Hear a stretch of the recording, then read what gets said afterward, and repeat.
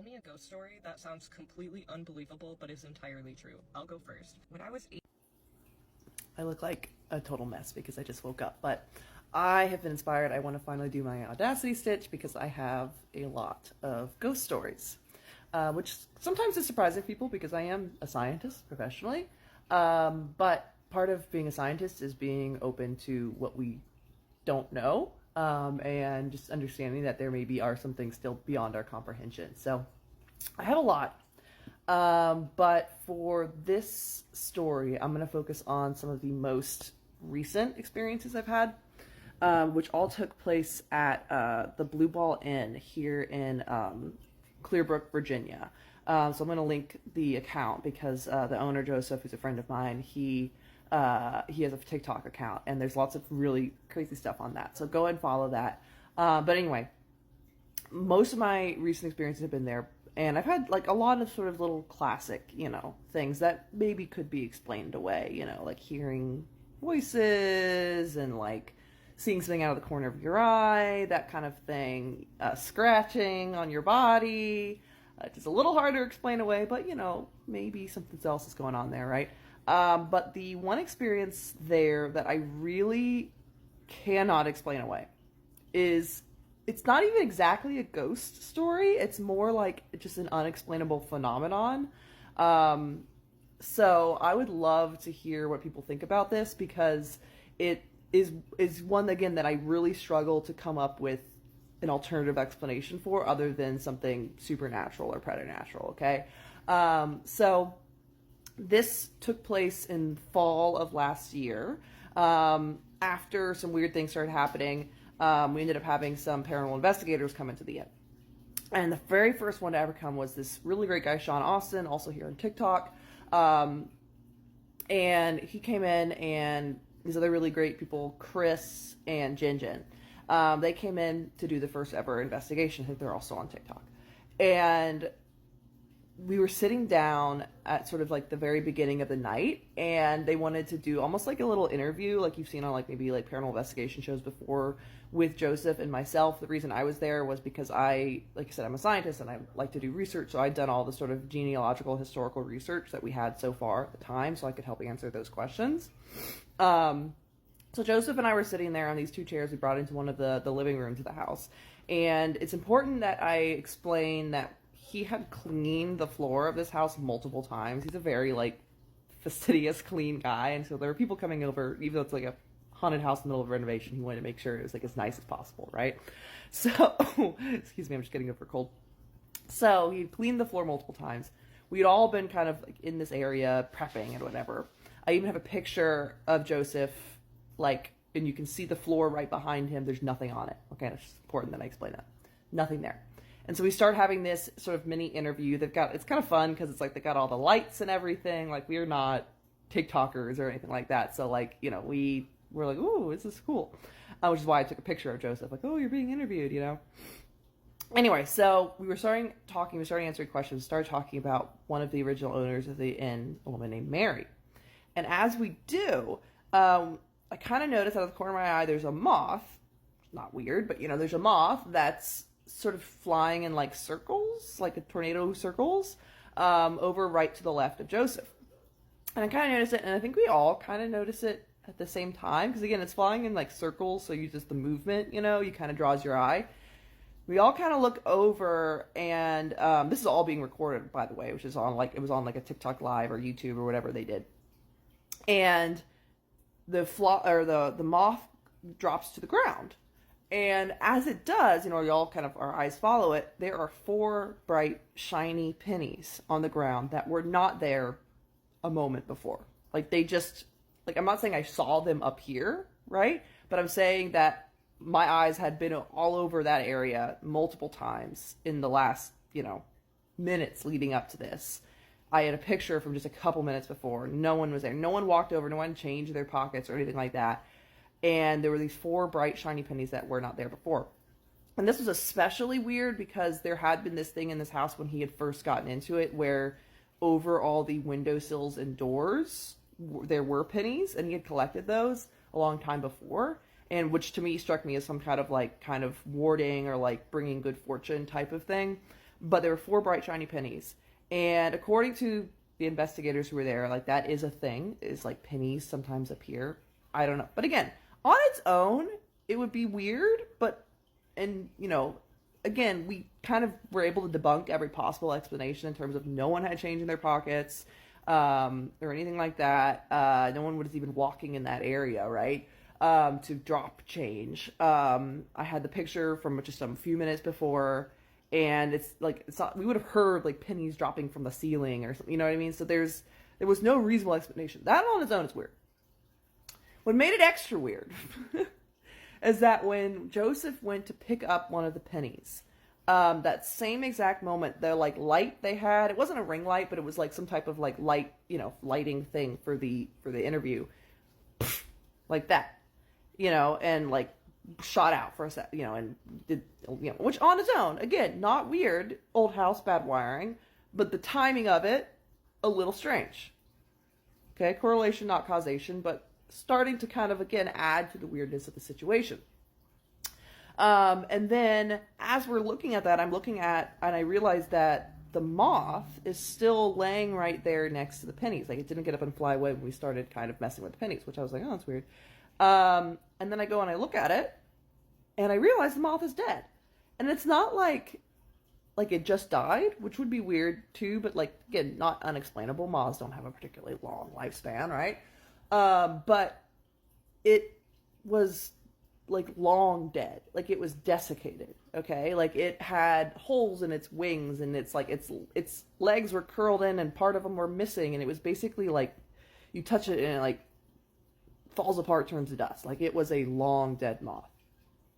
Now, maybe that wasn't the same moth, right? And it just happened to be that there was a dead moth there. But again, we had swept the floor multiple times and had looked all over that floor. He would not have left a dead moth there. Like,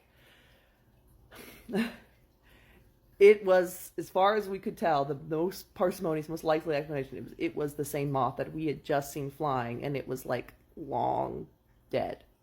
So the combination of those 3 things, like the spontaneous appearance of the pennies, the blowing out light right when he picked up the penny, and then the moth being long dead, to me is such a weird, like, combination of unexplainable events. Again, it's not exactly even a ghost story, because, I mean, we're filling in, like, we're making the assumption that this is related to the haunting of the house because of other sort of more classical haunting experiences people have had, but it's almost more of just like a weird glitch in the matrix, or like just unexplainable phenomenon. So yeah, I would love to hear anybody's thoughts about this. Like, if I do know there are other like haunted locations that have like a spontaneous penny appearance thing. I've heard that's like a thing. To my knowledge, it's never happened at the house again or since. But a lot of other weird stuff has happened. Yeah, so that's my most recent unexplainable ghost story. So please share with me, tell me what you all think. Tell me a ghost story that sounds completely unbelievable but is entirely true.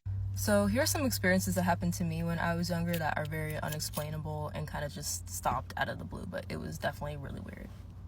When I was about 15 years old, I got really into like spirituality, crystals. I've always believed in like ghosts and stuff, but it got really amped up because, you know, I was young and I was like, let's do it all. So one night I was just doing some like affirmation stuff. It literally was not a big deal. I was only using like rose quartz, amethyst, and like the yellow stone. Nothing big. I just wrote some like, I want to be creative, I want love, I want this, because I really wanted a relationship. So I put pieces of paper down and I put a crystal on each paper. Then I put a candle. It was all in a row. I put 3 candles and I lit them. And I let them burn, and then I kind of blew them out, and that was that. That night, I had a nightmare, and it felt like I was truly in this dream. And I've never had a dream like this, where I was in my house. It was all just completely dark. I was walking from the kitchen to my bedroom, and in between the kitchen and my bedroom is a hallway that goes to my parents' room, and then you can see like directly into the room.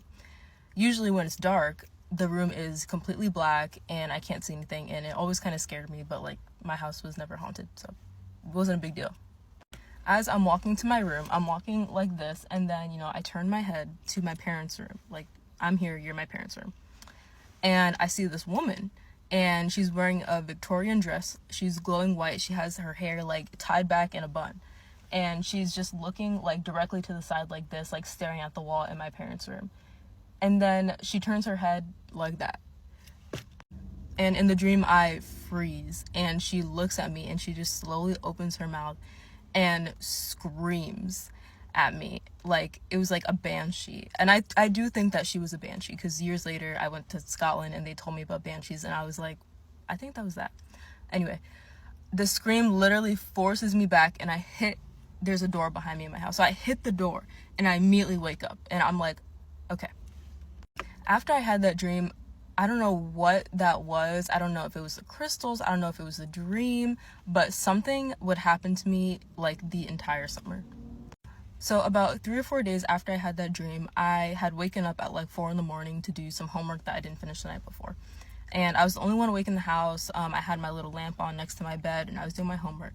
When I finished, I was about to go to sleep, and I had laid my head down to rest, like not how I was sleeping, but like just at the corner of my bed, just laid my head down. Like I was gonna take a nap because I only had a few minutes left to sleep. And I just felt really weird at that second. Like right before I closed my eyes, like to finally fall asleep, like I was looking just like out into my room, and I could see like, you know, all the particles in my room, and there was just this sense of like stillness. And I was like, I just had this faint thought of like, that's weird. And out of like, this all happens in like the same moment. Like as I'm about to go to sleep, out of the corner of my eye, I see like this like black shadow kind of move, and then I feel this like literally a hand on my head and like just grip my head like that, and I'm out. Like I'm asleep. That's it. Like I didn't even have time to think. I was just asleep, and I didn't even know I was asleep. And when I woke up because my dad was waking me up at like 6 to wake up. And ever since that night, the whole summer I would have sleep paralysis. I would hear things in the house. It was the first summer that my parents let me stay home alone. So when I was home alone, sometimes my dad would drop off Dunkin' Donuts to me before like he went to work. And I would often like wake up, be completely paralyzed, and I would kind of like look toward the door, and I'd see like people walking, and I'd hear things, and like I'd see shadows under the door. And to me, I'd be like, oh, that's just my dad with like the TV on, or he just dropped off something to me. But then I'd call him, and he'd be like, I wasn't at the house, like I didn't drop off anything today. And I'd be like, there was also a funny instance where like I had went in my room, and like I had a paper towel, and I threw it away, and then I sat on my bed with like my leg hanging off, and the paper towel that I literally had just thrown away like hit my foot, and I looked down, and it was just there on the ground, and I was like, I just threw that away. So fast forward a few years later, like after that summer, things kind of stopped, but you know, all that would happen to me, so I'd be kind of scared. But I moved out, I went to college, and in my college apartment, I started doing kind of things like how I did with the crystals again. I would buy some like witchy candles, and then I would light them and kind of meditate. And every time I meditated with the candles, like something just immediately like would put me to sleep. Like sometimes I would just fall asleep like on the floor while I was meditating. Like right after, like I blow out the candle and then I just pass out. Usually with those candles, when they burn, like they just kind of disappear. At least the candles that I bought, they would disappear. They wouldn't leave wax or anything. And one night, like in August, I was burning a candle. It was just like a love candle. Every time I did this, I never thought it would be anything more, because it would just be like, oh, crystals, manifestation, affirmations, candles. But this time the candle started, like all the wax started pouring out, and it looked like teardrops. And I was like, it was definitely weird to me. So I looked it up, and it said, oh, there's going to be a death soon. And I'm always really anxious and paranoid. So I'm like, let me not think about this too much. Like, that doesn't mean anything, blah, blah. And a few weeks later, my mom's best friend passed away in a freak car accident, like really late at night. It was a hit and run. She passed away. And when she passed away, my cousin, well, she's not my cousin, but my cousin, her daughter heard jiggling of the door handle, like someone was trying to get in, but I'm not sure if she was too scared to open the door, or if she was still asleep, but she never opened the door. And then there were police officers downstairs telling her that her mom had passed away. Now bear with me. Fast forward a few more years later, like 2 years after she passed away, I had that cousin stay with me at my house. And it was like the first time that we saw her after my aunt had passed away, and it's the first time I had seen her in like years since we were little. And the whole trip we were kind of talking about my aunt, and it was like a big thing. And after she had flown back, it was the day that she flew back and left our house, I went to go take a nap. And it was broad daylight, like I just took a normal nap, and my mom came in my room and woke me up. And I was like, hey, I wasn't even that like asleep, like it was a power nap. My mom woke me up. I was like, hey, I'll just lay down for a few more minutes, and she said okay, and closed the door. Not even like 2 minutes later, like I closed my eyes, and then I hear my mom in my room again, and all she says is thank you.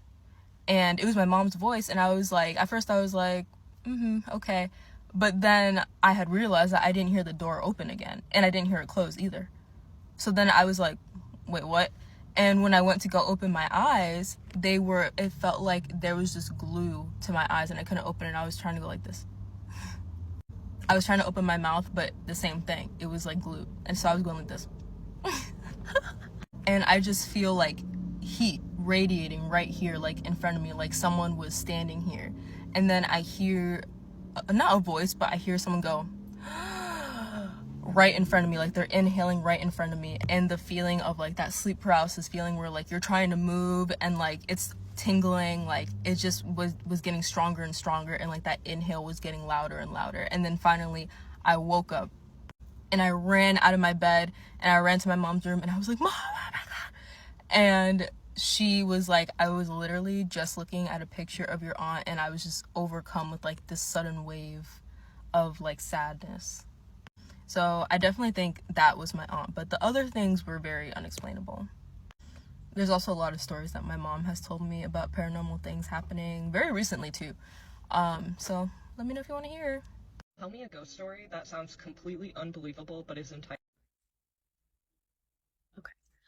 So when I was a kid, my dad was in the military. We moved around quite a bit until I was about 8 years old, and we ended up moving to the city that I currently live in, and a few years later he retired. But when we first moved in, we moved to like a cul-de-sac type of street and had next door neighbors right next to us. These next door neighbors had cats that they had little collars, and they would let them out every day. And one cat in particular always ended up at our house, always. We'd see him at our sliding glass door in the back. He'd just be sitting there waiting for us to let him in. And so eventually, we did let him in, and he would come in and play with me and my brother. He would sit on the recliner with my dad. Like, this cat was obsessed with my dad, just absolutely loved him. They were the best of buddies. But he belonged to my neighbors. So like the end of the day, this cat would still be in our house, and we'd walk him over, give him to the neighbors, and the next morning he'd be right at our back door again. So this went on for like at least a year or two, and then they ended up getting a kitten. And Benny was the kitty's name. He did not like the kitten. So they had made the decision and told my dad that they were going to take Benny to the pound, and because they wanted a kitten. And my dad he could not fathom getting rid of that cat. So he ended up bringing the cat over, and then the cat lived with us. So, because he knew it would just break my heart, my brother's heart, like the whole family would just be devastated to lose this cat. So that's how we got a cat. He chose us. But his name was Benny. He was just the sweetest cat, the greatest cat ever. And my dad's best friend was this cat. My dad would be out mowing the lawn. The cat would be out there sitting on the chairs watching him, sitting with him in the recliner at night. This cat, he loved my dad. He loved my dad. And because his name was Benny, he'd make up nicknames for your pets, and we'd sing to him. So our song we would always sing to him was Benny and the Jets, right? So just, it was our thing. We always would sing that song to this cat, okay? So this was like We moved in 93. So we got the cat officially ours probably by like 95. And I had that cat like my whole childhood. We had him until I was in college. My dad in 2006 ended up getting prostate cancer, and it didn't get diagnosed in enough time, unfortunately. And about a month after he was diagnosed, he passed away. So obviously, like my family, we were devastated. My mom, my brother, and I.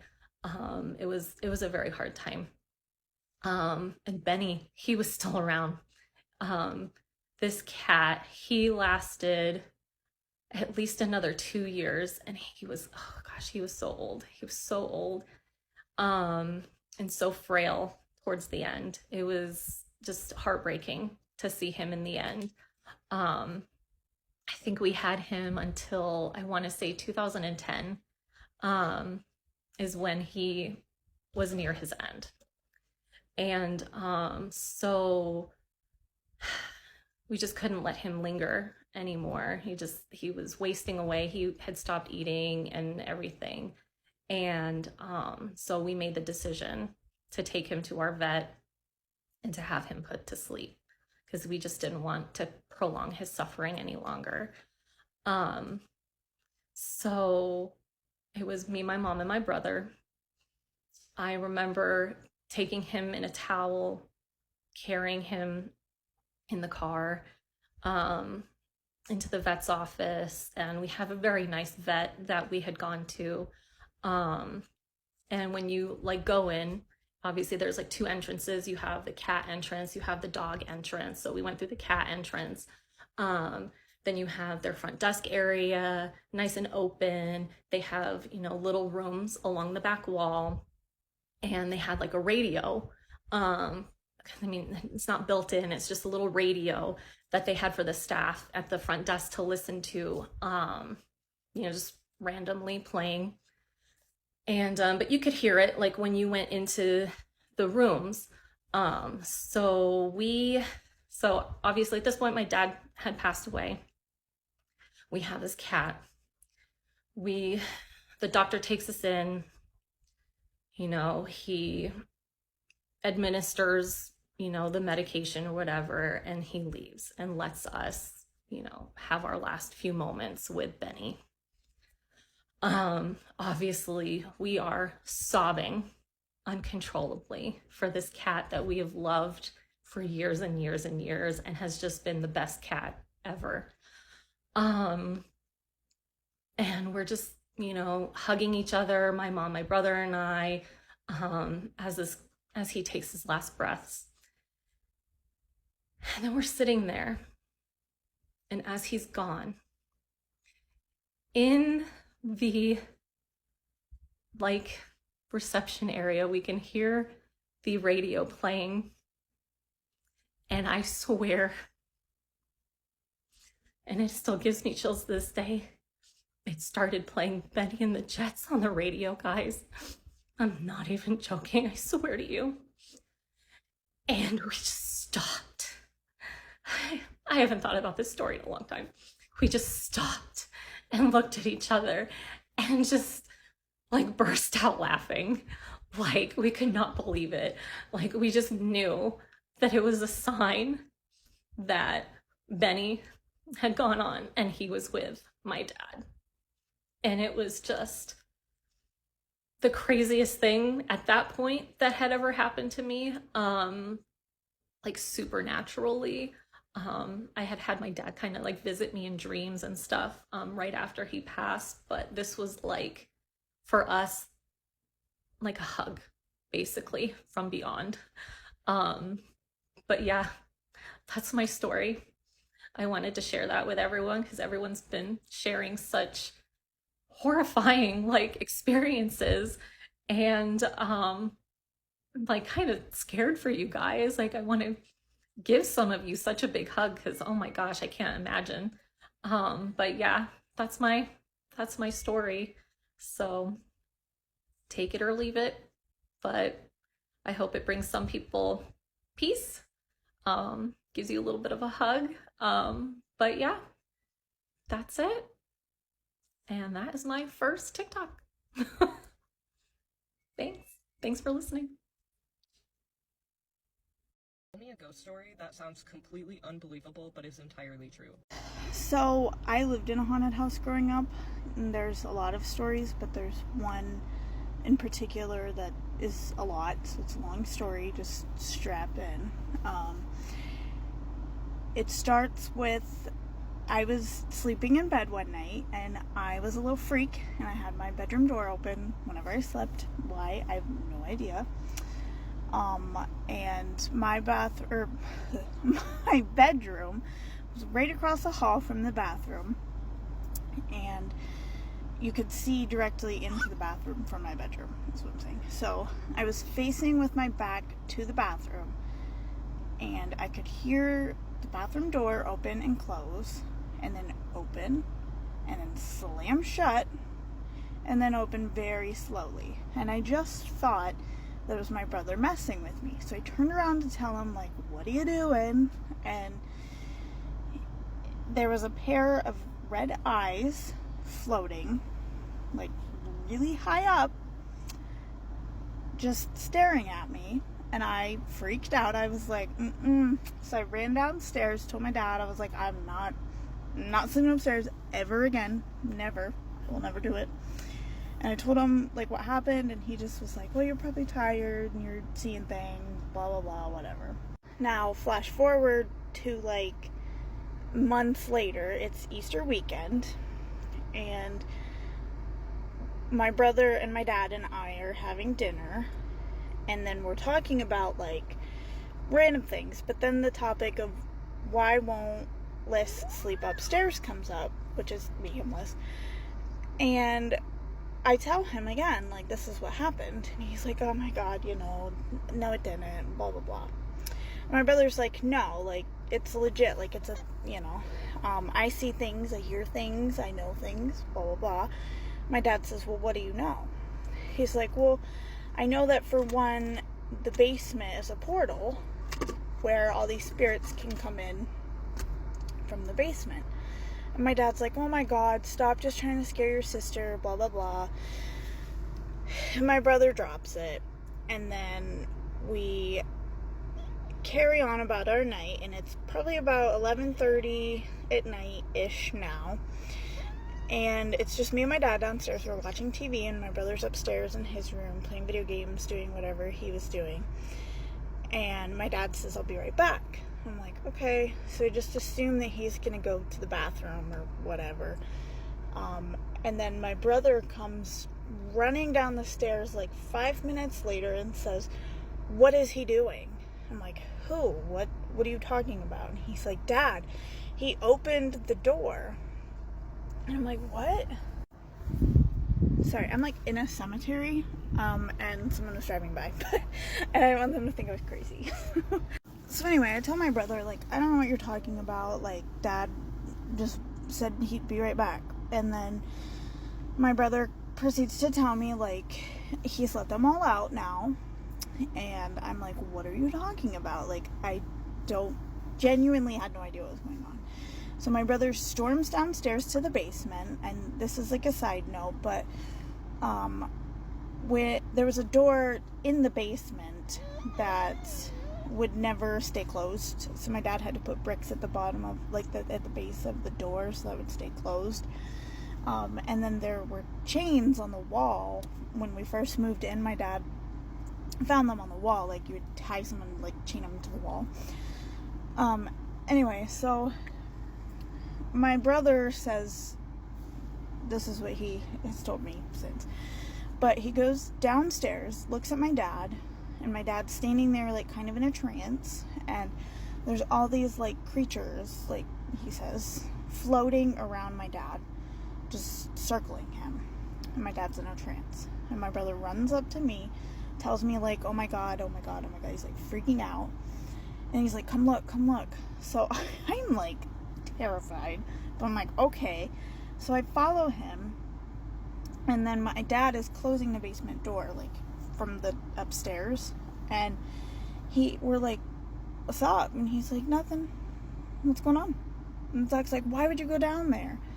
And he's like, I just wanted to check it out because you said you were scared of the basement, so I just wanted to check it out. So now at this point we're standing in the kitchen talking, and I could see my brother's eyes just like seeing like he's following something, and then he stops and stares into the corner of the kitchen.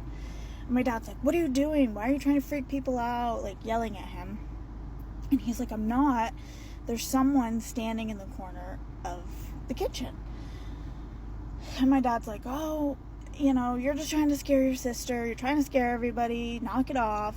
And so then my brother just says nothing and goes upstairs. And we're like, okay. So my dad's like, come on, let's go see what he's doing. So we go up the stairs, and my brother's standing at the end of the hallway, and he's just like facing the gun cabinet that my dad had, and he's just staring at it. And my dad's like, what are you doing? What are you doing? And my brother turns around, and the lights go out. Black. Pitch black in the house. And, like, I freaked out. I was terrified. And my brother says, we need to get the guns. But it was not his voice. It was something else. I was absolutely terrified. And I just took off down the stairs. I ran away because I was scared. And I grabbed my dad's phone. And the only thing that I could think to do was to call my pastor's wife. So I call her, and I'm like, things are going down. Like, I just need you to say a prayer with me. So I'm talking to her on the phone. And I can hear my dad and whatever this thing is that has a hold of my brother screaming at each other. And then while I'm praying with my pastor's wife, somehow my tiny 5'5", 150-pound dad gets my almost 300-pound brother outside, pins him to the floor, and is screaming at me to call 911. So I tell my pastor's wife, like, I gotta go. And so I hang up the phone, and I call 911, and I tell them, like, hey, something's going on with my brother. Like, I just, you know, whatever. I call 911, and then they come. But my dad gets my brother to the sidewalk. He's pinned to the sidewalk. And my brother says to me, thank you for calling Jen. They saved me. And I start freaking out because nobody heard me on that phone. And even if they did, they didn't know who I was talking to. I never once said her name. That's what makes me believe it, is because how would he know that? And my dad, if he were still alive to this day, would say he was just messing with you. You know, he can just like change his voice, whatever. He was just messing with you. But I thoroughly believe that he was possessed that night, and it was terrifying. And for like weeks after, I did not go in that house. I just told my dad, like, I'm not coming over. I'm terrified. And when I eventually did go back over to the house, I made him sleep on the couch, and I slept on an air mattress because I was like, I am not being alone in this house ever again. So, yeah, that's it. But they diagnosed my brother with schizophrenia and said that he made it all up, but I don't believe that. So, yeah. And now we don't own the house anymore, so hopefully whatever is in that house does not come after me. Tell me a ghost story that sounds completely unbelievable but is entirely true. I'll go first. Boy, do I have some stories for you guys. I almost don't know where to begin. Let's just say I always end up working in schools or colleges, and sometimes these colleges have very dark histories.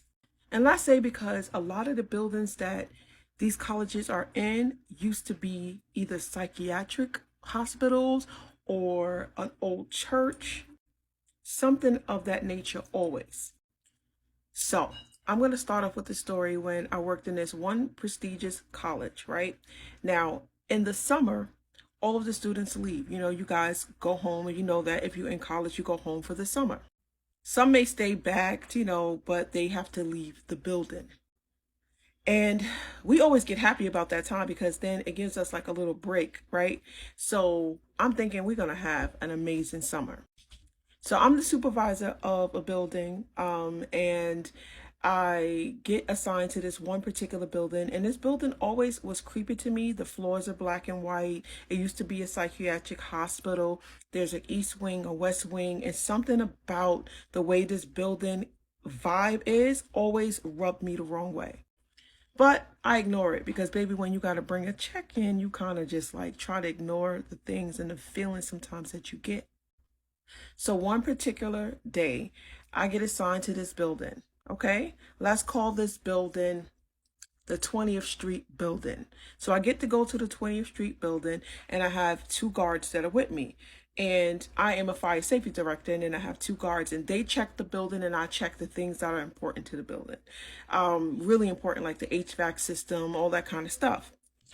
Anyway, we're sitting down, and we're like in the front area of the lobby, and we're just like listening to a little music down low. Like I said, we vibing because there's no students, so we don't got to pay attention that hard. So we're like talking, listening to music, and all of a sudden we hear a door open. And I know that there's nobody in the building, okay? I know that that building is completely empty, and I know that my supervisor isn't there because he would tell me he's on his way, and he would come through the front door. So immediately we like turn down the music, and I'm like, wait a minute, turn the music all the way down. So we turned the volume all the way down, and we went to, to make sure what we was hearing was correct. Because what it is there's a push bar in the back where we were sitting. There's a push bar down that hallway at the end of the hallway. You know, those push bars that you really have to click it and open it for you to get through those doors. It's not a swinging door, it's a push bar. So I start to creep over. I'm like, let me check. I'm like, I'm the supervisor of the building. Let me try to like muster up some balls and just like walk over there. So one of the guards that are with me, she's like, no, I'm going to come with you. So she's like creeping over me. So it's like this little wall right there. And then right around like the wall was where I had to look. So she creeps around with me, and I look over in the corner, to see the push bar door, to see what was happening. And the door just closed, open, and then opened and stayed open. And right away they just started running. My heart is beating super fast at this point because I'm like, what the just open up the door. So I grabbed the walkie-talkie, I grabbed my cell phone, and they already had left. They exited the building, but I ran back into this little area where we sit in this little booth area, and I grabbed the things that I needed, like I said, the walkie-talkie and the phone, and I run out the building. I called my supervisor, and I'm like, hey, there's something going on in this building. I said, the push bar doors open by themselves. And my other guards that are with me, they're like panicking. They were like, oh my God, there's ghosts. They're just going, ham. My supervisor's like, no, don't worry. There's nothing. There's like, it's probably not what you think. Maybe you're tired. Maybe because I had worked a double. Had nothing to do with it. I'm like, no, there's something in this building, and I need to get out of it right now. We need to leave. Like, I'm not going to work here. So send somebody else here to relieve me out of this spot because I'm not going to do it. So after the gaslighting a little bit, they finally come down. My supervisor comes down, and he's like, why don't we check the cameras? Did you think of that? Why didn't I check the cameras just to see? So my supervisor goes and he's checked the cameras, and he sees the doors open like 3 times. He sees them close, close and open by themselves. And then that last time when it just stayed open and it was just nothing holding the door, he was like, yeah, I understand what you're saying now. There's definitely something going on here. I was like, get me out of this building and don't ever assign me to this building because I'm never going to work in this building again. I was like, I will leave this job first. Like, I'm not going to do it. So he was like, okay. He was like, listen, just don't say nothing. Don't scare the other guards. Just keep this to yourself. So the person that came to relieve me, I started telling them what's happening. I'm like, yo, watch yourself because there's definitely some ghosts, some spirits in this building. Something's happening. You know what I'm saying? So I was like, watch yourself. And he's like, nah, nothing. I'm not worried. I'm like, okay. I see him again the next day. I see him in our main building where we all go in to sign and find out what buildings we're going to be assigned to. He tells me, listen, I went to sleep in the lounge, he told me, and something held me down. He was like, I couldn't move. He said, no matter what I did, I couldn't move. He was like, finally, I just started screaming out like, leave me alone. I'm a black man. I have enough problems. He said, and finally he was able to get up. So he was like, you're not crazy. There is absolutely something very dark going on in this building, or that's like in this building. And that was just the beginning of the story of the 20th Street building. The guards started telling me all the things they experienced over the years, and some of them were so scary they could be on American Horror Story. And if you guys want to hear it, just let me know. But I promise you, don't watch this late at night when I'm about to tell you on the other stories. Promise you, keep the light on, because what I'm about to share with you guys is going to rock your socks off. Tell me a ghost story that sounds completely unbelievable but is entirely true. Okay, so I don't know about you guys, but I really enjoy a good horror story, and I get like an adrenaline rush from getting scared. I'm a very huge horror movie fan, and I have a lot of paranormal stories. Kind of a background of my family. My grandma was able to see things that were not there. She was very sensitive to energy, and I think I am also. I've actually been asked it multiple times, and I have countless stories of crazy stuff that has happened to me. Just a lot of coincidences, and I can take on a lot of people's energies and dreams that came true, seeing things that are not there per se. But here's one story. I have been seeing this trend all over TikTok, and I was just like, oh my god, I have to tell this one story, and if you guys want to hear more, just let me know. So let's get started. Okay, so when I was in junior high, me and my family had ended up moving to a city. I'm not going to say where I'm from, but I ended up moving, and I met one of my closest friends. I'm actually still friends with her today, and we're in our 30s, so it says a lot. But her house was one of the creepiest houses that I have ever actually been in, and still to this day we still talk about this story. So one day she asked me if I could spend the night at her house, and I was like, sure, like, let me ask my mom. And I had at the time lived like up the street from her, so we went, asked my mom, and my mom said yeah. So I started packing like my stuff. We go to her house, and her house outside is kind of like a red brick house almost, and then when you walk inside the front door, it's just nothing but marble flooring, not marble flooring, like black tile, I guess. And it's all downstairs, the stairs, and then the hallway. And then the bedrooms, of course, are carpet. Well, that night, I'm getting ready for bed, and she had like a trundle bed, so she slept on the top, and then she pulled out the bottom for me. And I'm laying there, and it's probably like midnight, 1 o'clock, and I'm hearing footsteps, and the footsteps are starting at like the bottom of the stairs, and they're stopping directly at her door. And mind you, she has cats, and I didn't think too much of it. I was just like, okay, maybe I'm scaring myself, maybe I'm hearing stuff. And then sure enough, again, it started from the bottom, it stopped all the way at her door. And then so on and so on. It was like all night long. And I'm like, okay, maybe it's the cats. But this was the thing. I did not hear if something's like walking to the door and then like going back down, walking back up, going back down. It was stopping at a door and then it would stop all over again at the bottom and then stop at her door again. And I was just like scared. I was scared, not gonna lie. I was like scared shitless. And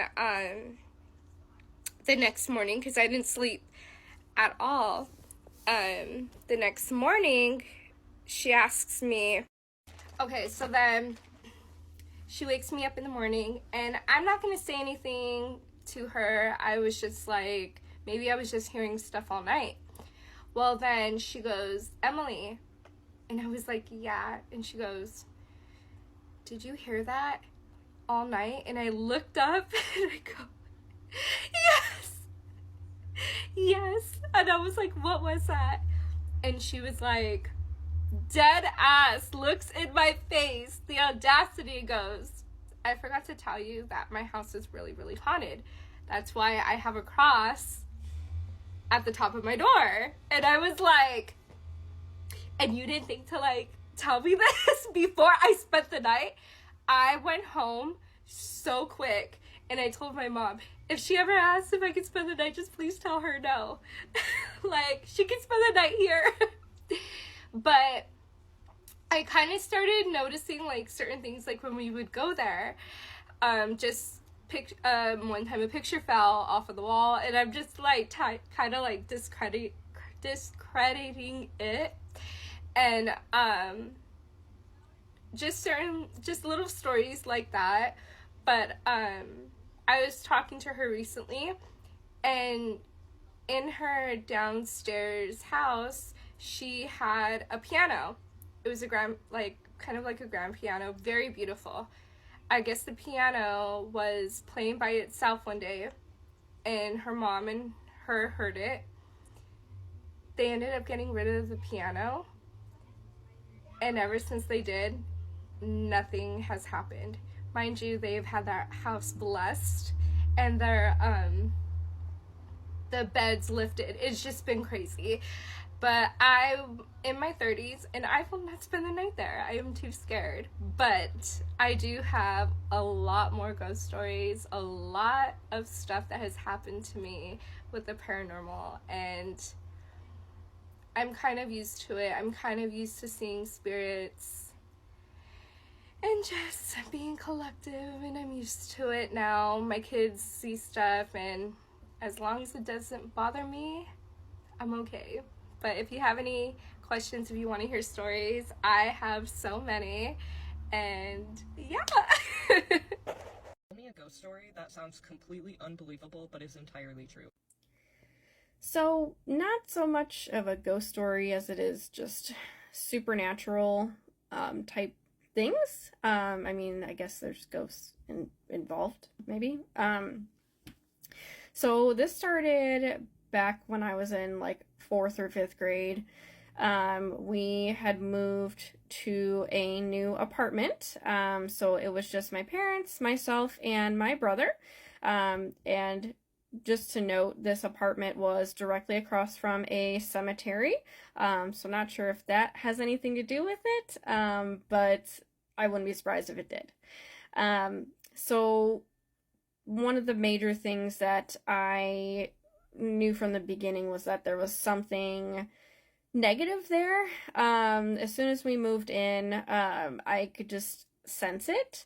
I had bad dreams about it, and mind you, I never experienced this at our first house. Wasn't afraid of the dark or anything like that, never had issues. So I think there was something there. I would have nightmares about our bedroom, along with the walk-in closet and bathroom that were attached.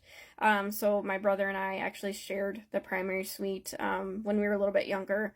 And my parents had the smaller bedroom, and ours had a attached walk-in closet and full bathroom. They were nice. They didn't like look spooky, but there was definitely something that was trying to reach me in my dreams. And then I think it eventually came through in the form of sleep paralysis. So that first experience I had in that room, I was laying on my right side, facing the wall. I then suddenly felt like I couldn't move. Something from behind me reached over. I could feel its hand drag over my neck. And then it actually closed its hand on my neck and was trying to choke me. And I could feel like really long nails digging into my neck. Of course, when I woke up the next day, like I didn't see any weird marks on me, but... So again, could just be sleep paralysis and totally psychological. But I did also see a white shadowy figure come in on what looked like all fours into our bedroom, since we kept our bedroom door open because our cat's litter boxes were in our like back bathroom, so we couldn't like shut them out. Otherwise, I do like to have the door closed when I sleep most of the time. So I saw that come in. I didn't really get a bad vibe from that. I was a little just freaked out, just like laying in bed, just like seeing it. And I wasn't paralyzed that time. Like I knew I was awake. And it kind of just crawled around my brother's bed for a little bit and then disappeared, I think, under the bed.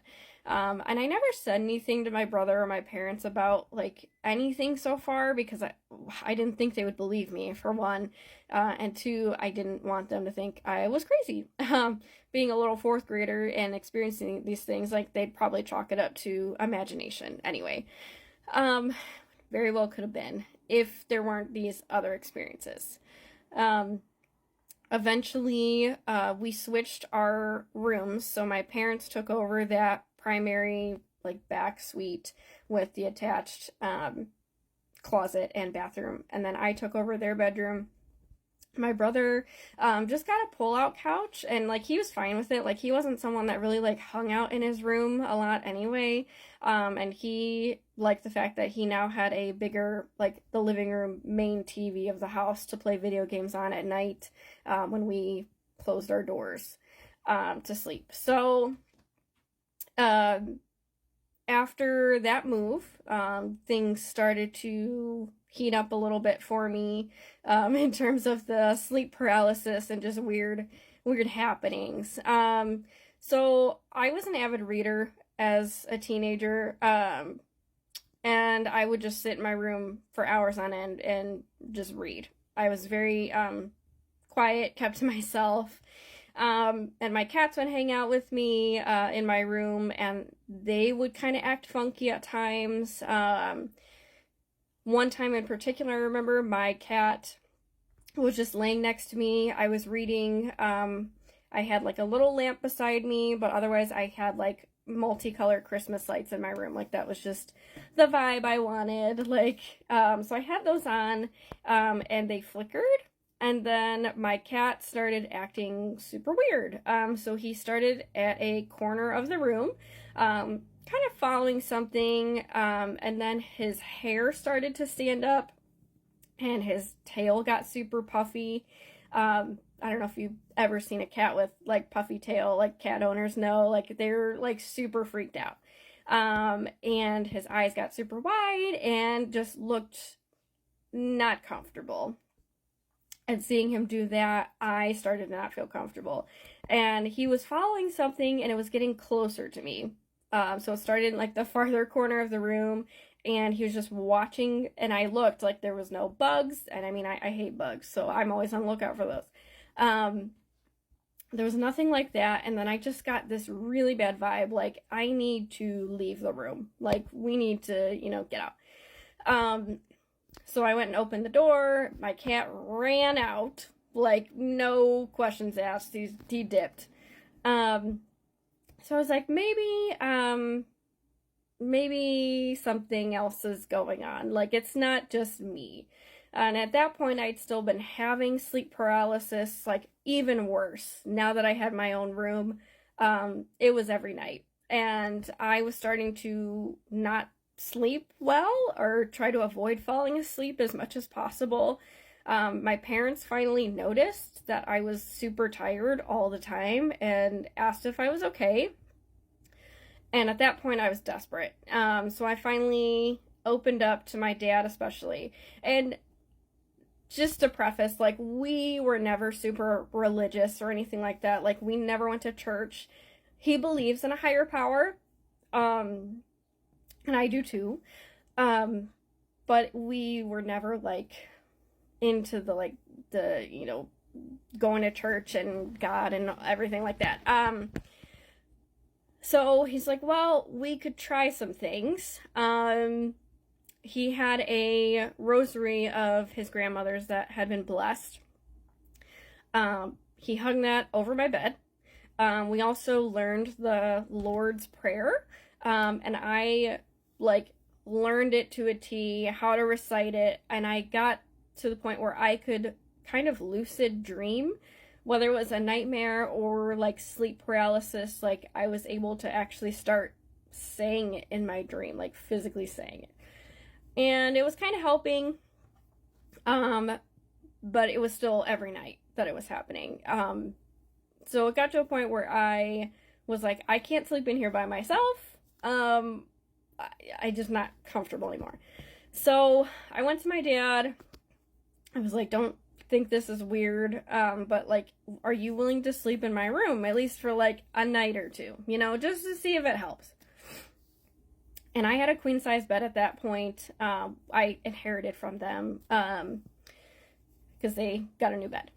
So he ended up sleeping on, you know, the other side of the bed. So our heads were opposite sides of the bed. And,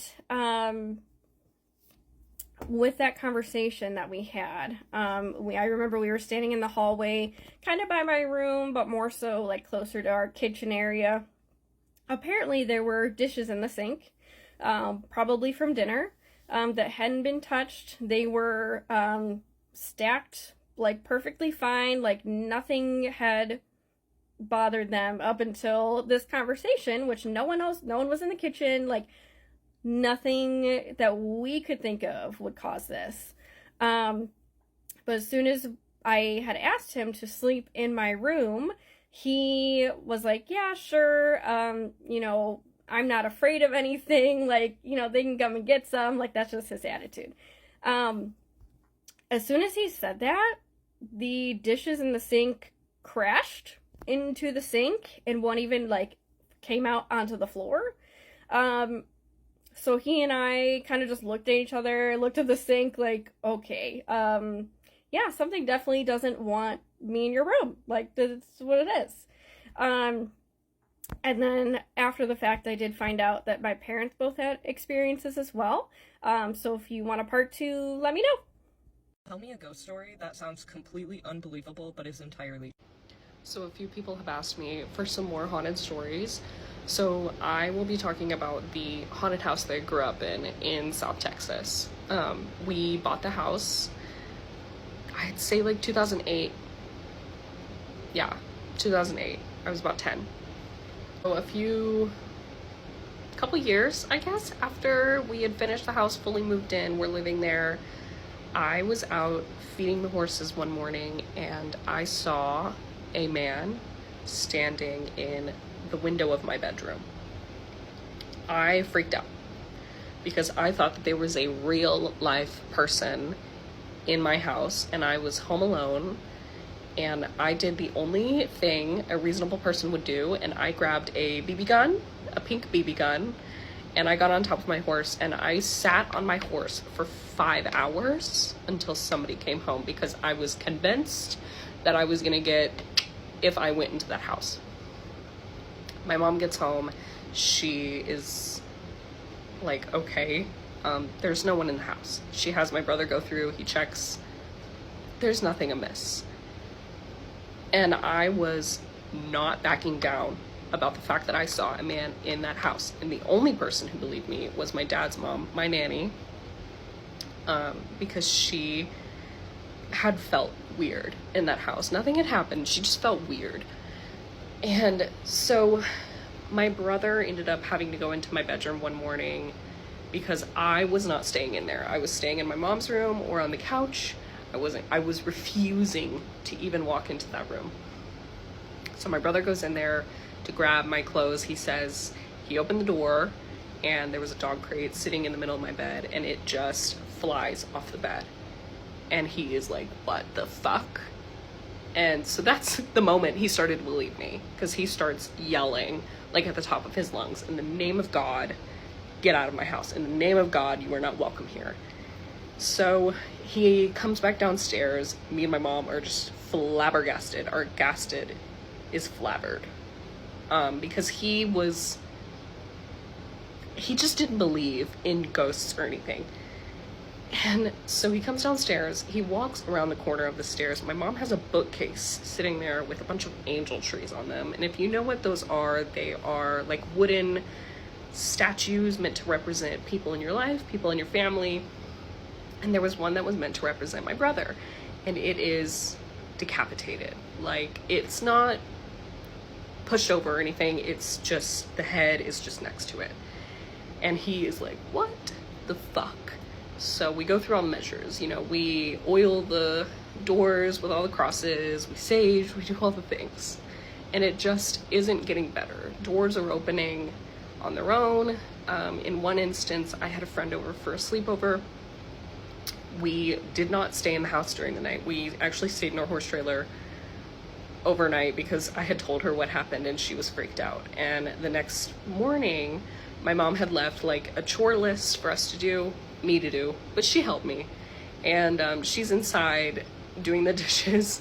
I go to walk out the back door. I open the door and it's open for like a minute, like a good while. And I'm standing out there doing whatever I was doing and the door slams shut, like so hard. And she is freaking out inside. So I go, I yank the door open. I come inside, we grab pots and pans and we are banging them together like, no, like don't mess with us. Like, we are freaking out. She calls her mom. She was supposed to hang out all day, like go swimming, ride horses, all kinds of things. She calls her mom. She's like, come get me. Girl, I ain't staying here. So she leaves and she never comes back for a sleepover. Reasonably so. And then like every time I would go lock up the barn at night, I mean every night, I would be walking back to the house and I would either hear footsteps behind me or I would hear Austin, my brother, call my name. And he would say, Addie, and I would go, what? And it would just keep saying my name. And I would just go, what? And I would be pissed off. And I would come into the house like, what the fuck do you want from me? And he would not be home, or he would be like in his room by himself, door closed, where I can't hear him outside. And so that's kind of like the weird things that happened in that house. It was just very like heavy in that house. We had a lot of like kind of not great family situations happen in that house. It was just really weird, and I was really, really glad whenever we ended up moving out of that house. And when we moved out of that house, my dad and his new wife moved in. So they bought the house from my mom. Some kind of weird things happened to them, but nothing like super crazy. And so we've kind of believed over the years that it was something that my mom had bought. My mom was big on antiques. She loved antiques. And we think it was this one very specific ring that she had bought around the time that everything kind of went haywire. Because, you know, in the houses she lived in until the end of her life, she had some pretty bad paranormal experiences.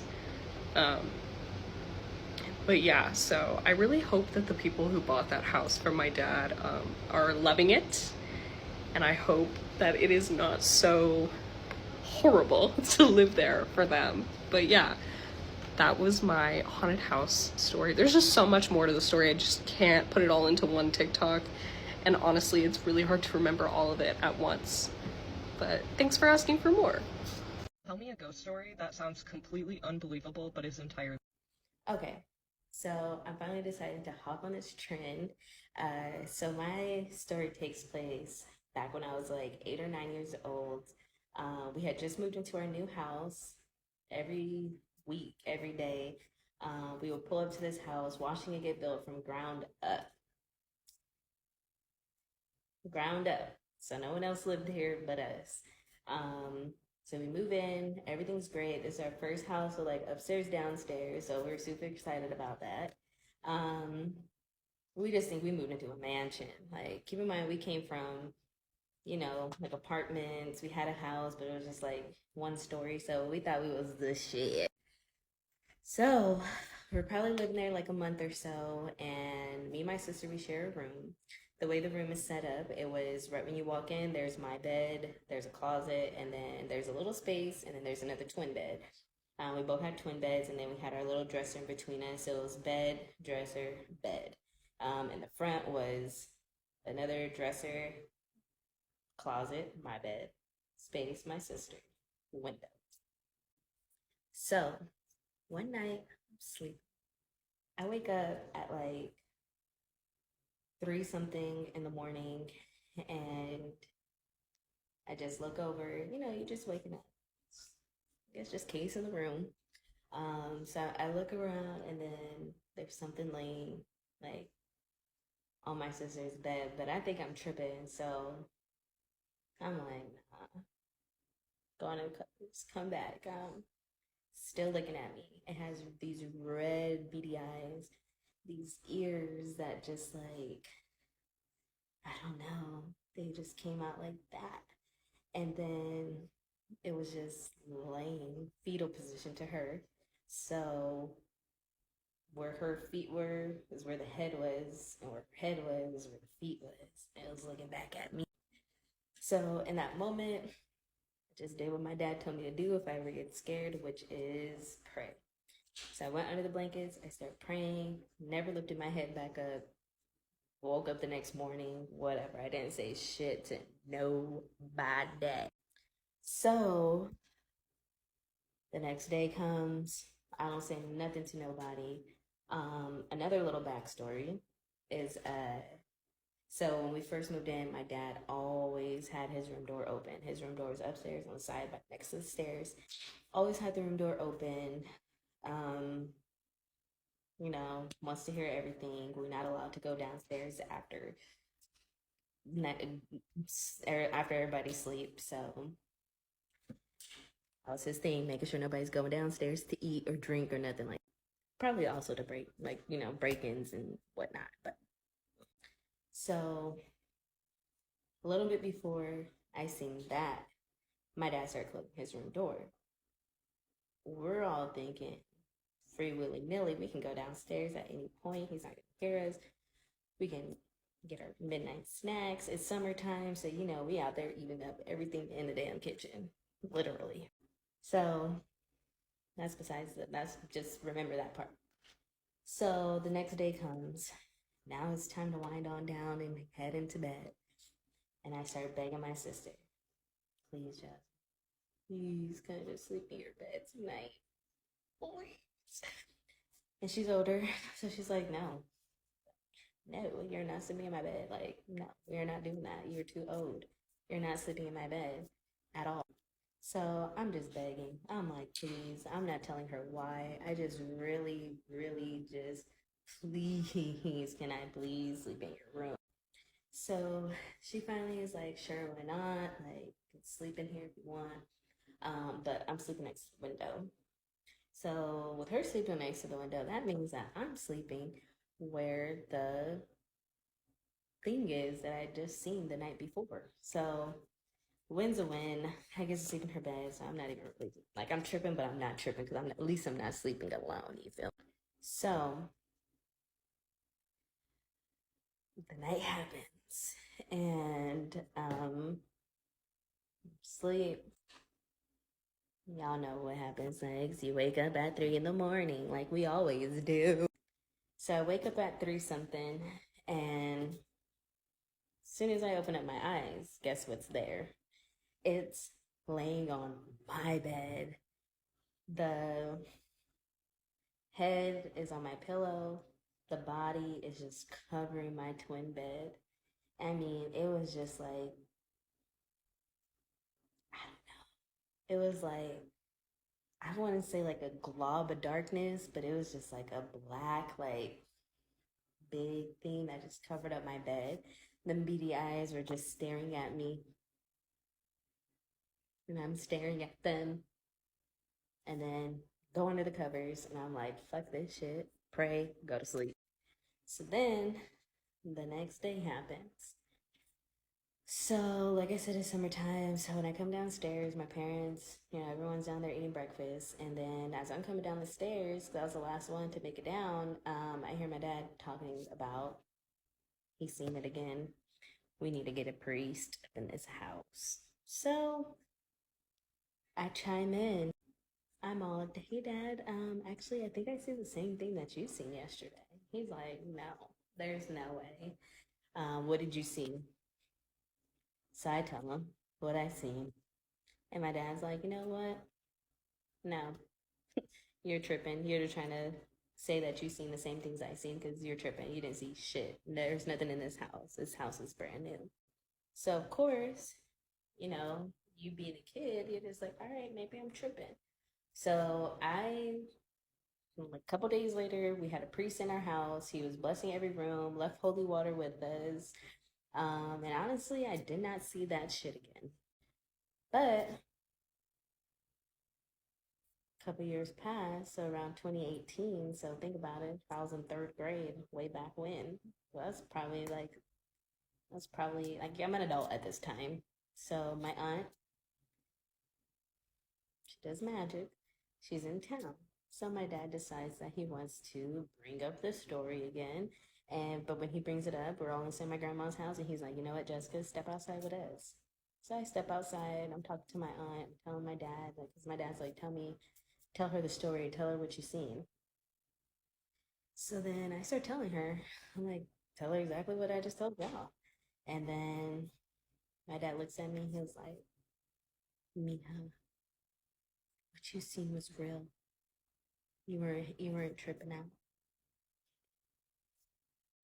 So yeah, he ends up telling me the reason why he was closing his room door and all that was because that thing would cover up his room door and just be staring at him in the middle of the night. So he started closing his room door. So yeah, that was one of many instances that happened at the house. Yeah. Tell me a ghost story that sounds completely unbelievable but is entirely true. I'll go first. When I was 8, I actually have a great story for this. So I used to work at a haunted hotel. Let me explain. The place we call Fairfield Inns and Suites, but originally wasn't that. So I worked at this place as a night audit, meaning I was there from 11 o'clock at night all the way to 7 in the morning. The housekeepers did not speak very good English. I was trying to learn the language. Many of them spoke different languages. There's a big language barrier. And they kept making these jokes that the place was haunted. Which the night audit, I haven't seen anything weird or creepy happen. It was only my first week. Every night, on the dot, at 12 o'clock, we would get these loud bangs through the entire 2-story hotel. There's 200 rooms. Now, these bangs would come from room 201, which was a very haunted room. A Navy SEAL stayed in that room one night, came down at 3 a.m. in the morning with scratches on his shoulder, saying that he swore to whatever gods he had, a woman ripped the blankets off of him and was literally clawing at him. Now, I'm gonna fast forward. Please stay with me. This is where it gets interesting. This Navy SEAL has that experience. My boss is highly superstitious, but she's also an atheist, so she doesn't believe in these things as well. But she is superstitious of the place. I cannot tell you how many times we looked at video footage and we would see the luggage cart move by itself, or even the elevator doors at a direct time every night, because they had a little clock above it that would ding The elevators would open on their own. And you might think that's not spooky. That's not the problem. 201 would get noise complaints even though nobody was in 201. I do a little digging on the history of this place because I'm a little confused on what the frick everyone's talking about. This hotel was originally also a different hotel operating under a different name in the 60s. It had a total of 7 self-unalivings from 201. 201 also had a woman who unalived herself because the groom never showed up to her wedding. This is gonna come full circle. My boss, we're in the kitchen one day. I'm about to leave shift. It's 7 in the morning. My boss had had enough of the crazy ghost stories from the entire housekeeping staff. She doesn't believe any of it's true.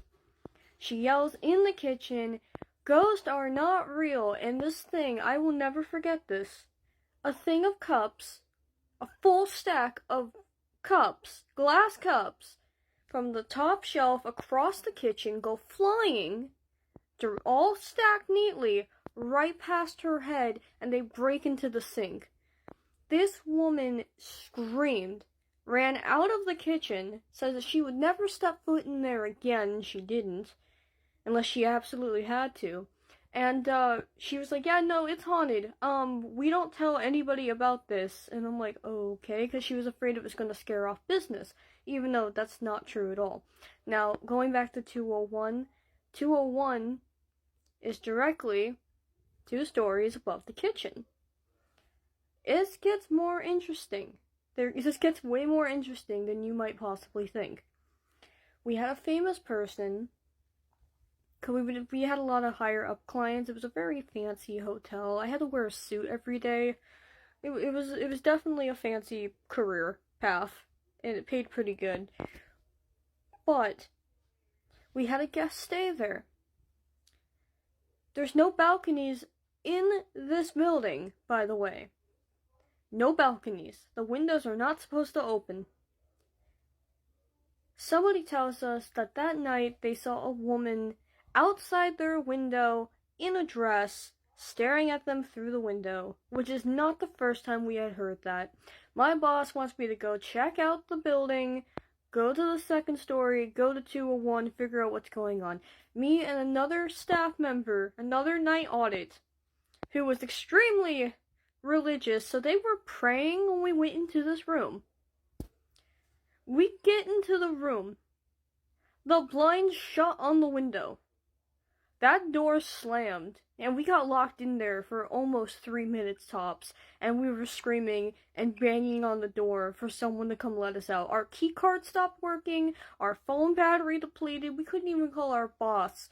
We finally, somehow the door opens. We ran like hell down the elevator, to the elevator. We get on the elevator. The elevator is a whole case of its own. People say that they hear people talking in that elevator all the time at that point.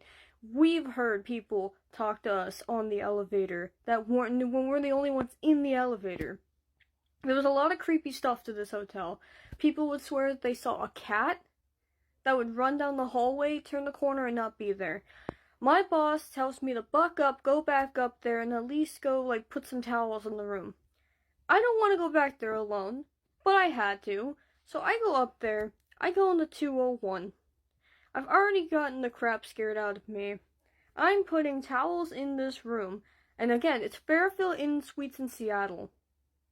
It's not famously haunted, but goddamn, it's haunted. I get in the fucking 201.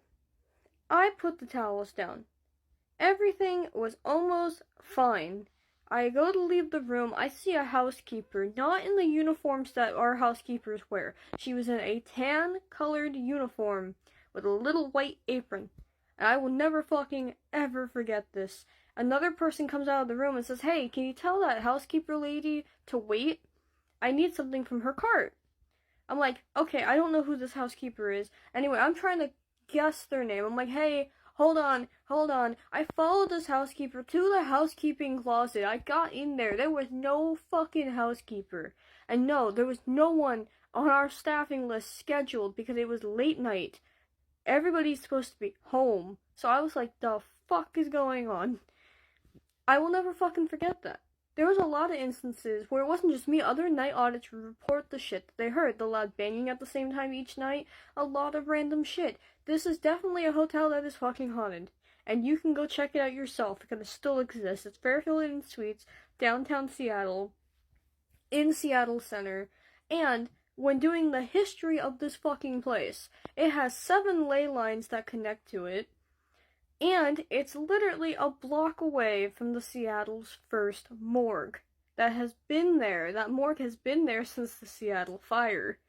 So there's a lot going on with that hotel. But that is my what the fuck, no one's gonna ever believe me story. I will gladly post pictures of where I used to work. I have pictures of me in the suit that I used to work in, everything. I've seen things from staplers go flying across our desks to the security cameras going off. The worst one I can think of was our night dude. I was the night audit. We had this one guy. He was not housekeeping. He was there to help the night audit for certain events. His name was Lane. Really cool dude.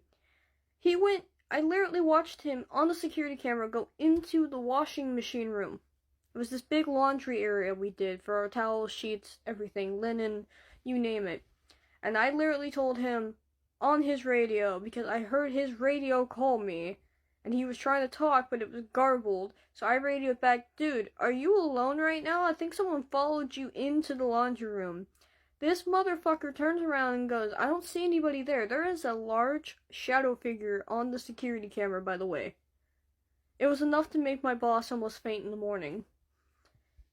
This shadow figure goes right behind him, taps his ass, like on the shoulder, and the next thing I know, all I hear is him on the walkie-talkie saying, come over here, come over here. Security camera goes out, I get over there, he is vomiting violently. And he looks like he just ran a marathon, like he was panicking, and he was scared, and he was violently throwing up. And all of us, we avoided the laundromat, especially because the fact that the lights in the laundry room are censored. So if someone's moving, they turn on. There were times when nobody was in there. It's the middle of the fucking night, and those fucking lights would go off. And it takes a full-sized human being, by the way, to make them go off. Not a mouse, nothing. There is nothing to actually explain that shit. And I will never forget working there. Tell me a ghost story that sounds completely unbelievable but is entirely... I hate talking about this. I have tried filming this video 3 times and every single time it's messed up, which just makes me more determined. So here we are. This dates back to 2017 when I was with my ex. So basically where I live there is a valley. It's very pretty. People come specifically to visit it. But it's quite dark. A lot of deaths happen there. Back in 2017, it was November time. It was cold, it was late, but we liked going for walks late at night out to the valley. Now, when you walk into the valley, you've got there's like a road in the middle, and then there's a valley that goes up one side and a valley that goes up the other. If you're looking at the valley, to the left is just hill. To the right, if you walk along the side and around the front, you've got the water. And then it like piles up rocks up top, which you can climb to, but you need to like climb up them. So this one night we go out there, it's super late at night, pitch black, no street lights, no nothing.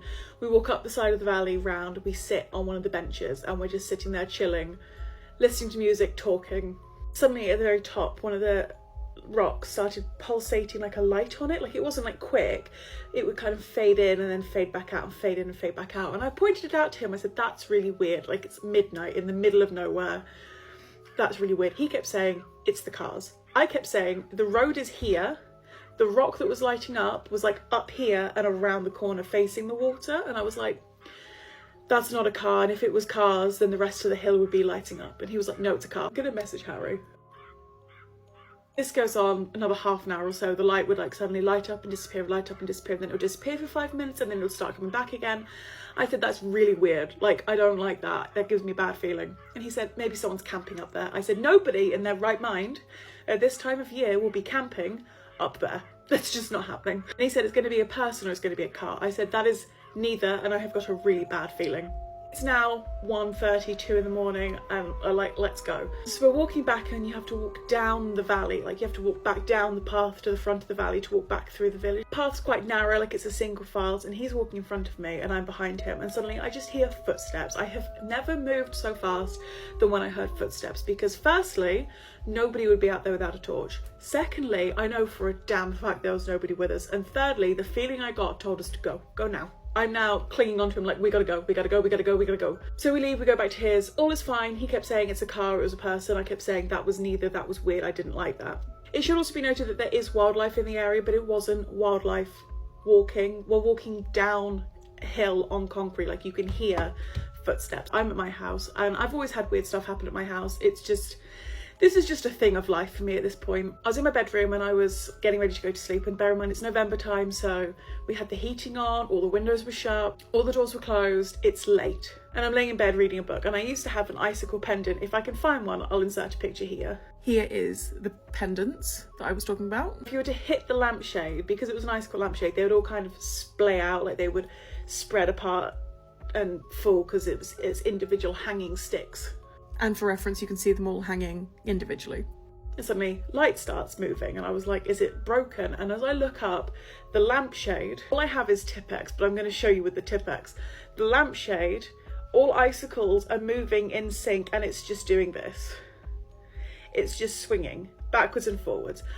I'm frozen, just in fear as this lampshade kind of swings backwards and forwards. I call for my mum, she comes in, she stops it, both of us are like, that's really weird, and just continue about our lives. I was like, that was horrific. I hated every second of that. I've never again seen it do anything like that, or had seen it do anything like that, but that lived with me. And then it gets worse. I wake up to a really bad feeling, just really, really, really bad gut feeling. So I roll over and I look at my phone and it's 3 o'clock in the morning and I hate waking up at that time. So I roll my eyes, I'm like, I don't want to be awake right now. Roll back over and I had this massive wardrobe. I've drawn a picture, but if I can find a picture of it, I'll insert it. Here is wardrobe in question. But this is what it looked like.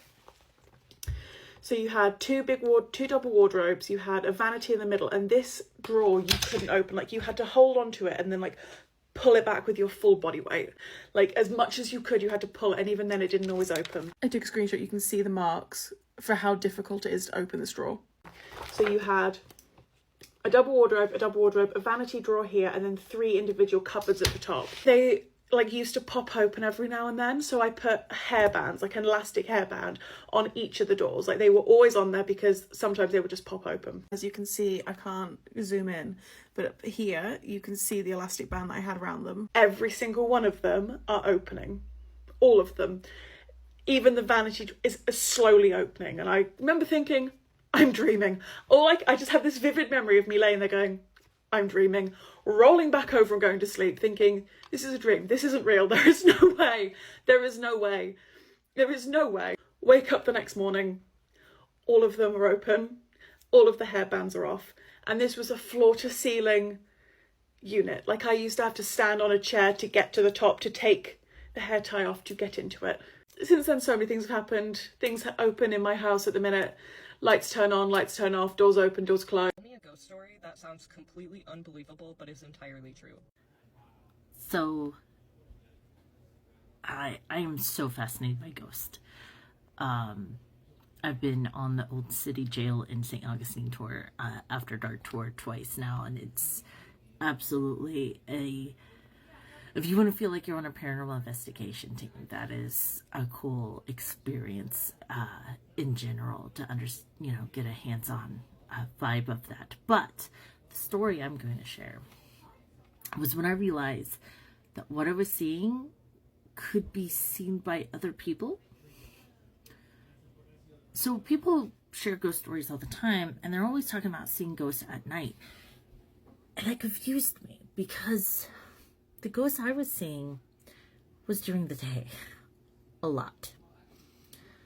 And it was the house next door where my uncle and aunt lived. Now, I'm like 13, 14, 15 doing all this.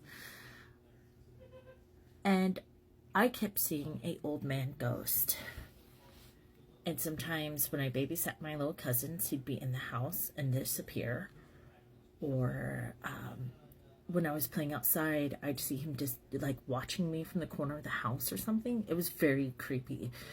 But I knew that a baby had died in that house and an old man who owned the house had passed away from a heart attack or something there. And sometimes my aunt talked about hearing a baby crying downstairs, or thought it was her baby, but the baby was always sound asleep. Yeah. So it was maybe 1, 2 in the afternoon. We live in Florida. And this is, to give you kind of an idea, this is 1950s, mirror image, cedar wood frame homes built in a rush to provide housing for Orange Grove packers and fruit, because that's what my family grew up with. I was like 8th generation on the same road. It originally started as a clay road. So there's a lot of history there, and it used to be called Rattlesnake Ridge back in the 1800s, late 1800s, and then eventually evolved into what you guys know as the outskirts of Winter Garden, where it butts up against Ocoee and Windermere. And I'm out there, I'm talking to my uncle, and I keep peering off over his shoulder. And there's the old man watching me have this conversation with my uncle. And I don't even remember what we were talking about. I do remember clearly thinking to myself, because for a long time, seeing all these things, and particularly the same entity, we have paranoid schizophrenia, schizo in our family. So I'm thinking, oh, maybe that's what's happening to me. So I'm trying to focus on the conversation, and I'm thinking, oh crap, it's happening again. And I keep glancing over, because the old man, you know, he doesn't just sit still. He's like invested in what we're talking about. And finally, my uncle picks up that I keep looking behind him. And I will never forget the sensation, the drop, that skipping a heartbeat, gut, like a lead weight hitting, you know, in the gut, of when my uncle turned around and then goes, "Can I help you, sir?" And I'm thinking, like the relief that then followed, right? And then he started giving chase to the old guy. So I'm hot on his heels. I'm like, I gotta see how this is going to end up, because I know he's a ghost, but does my uncle know? And I watched as my uncle came around the corner of that house where the back door was. The back door flung open. And we're talking about one of those back doors that was sticking, that you had to kick against. And the old man just was gone. And he checked the house. He looked around. He goes, "You did see the old man that was here?" And I said, "I see him all the time." And that's when I poured my heart out about this crazy old man ghost that haunts their house, that I keep seeing, and thought I was losing my mind. So you're probably wondering what happened after that. They managed to live there for a few years. My aunt and uncle got a divorce. He stayed in the house.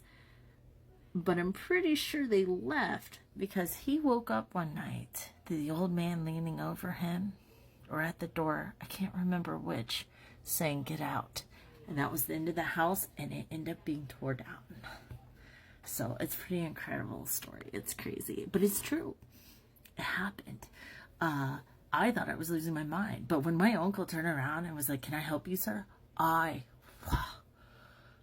Whoa. That's when I realized that maybe what I'm seeing were ghosts. Tell me a ghost story that sounds completely unbelievable but is entirely true. I'll go first. Back when I was in my solo travel era, I went to Ireland. In all of my travels, I've learned to prioritize my safety, so that's what I did. I chose a hotel that you couldn't just walk into. You needed a key card to access the elevator, just like small things like that. So my first night there, I went out, I explored the city a little bit, And then when I was done, I just came back. I got ready for bed. I locked the door, deadbolted it, all the things. And when I fell asleep facing the door with my back towards the window. Something woke me up in the middle of the night. It was a man's voice. Since I was already facing the door, I looked at it and noticed that the deadbolt was still on. It was still locked. Everything was exactly how I left it. But there was somehow a man in my room. I was frozen, and I was just like, you know what? Maybe he'll just go away. I don't know why he's in here. Maybe he'll just take what he needs and like leaves. So I noticed that this voice is getting closer and louder. And at that point, I snap out of it and I'm like, let me get up. So I tried to roll over and can't. I can't roll over. I can't move at all. I can't scream. There's nothing I can do. I am absolutely paralyzed. Eventually, I'm able to move. And when I turn around, roll over, and look at the drapes where this person would have been standing, it looked like someone had taken all of their might and pushed the drapes out. And they were just moving in such a crazy way. You'd swear that someone just pushed them. You'd think that I'd call the front desk, tell them that my room is haunted, tell them that like what my experience was, switch rooms, do all those things, but I didn't. I stayed there for 4 more nights, and I tried to Zach Baggins the shit out of that room. I played with the thermostat.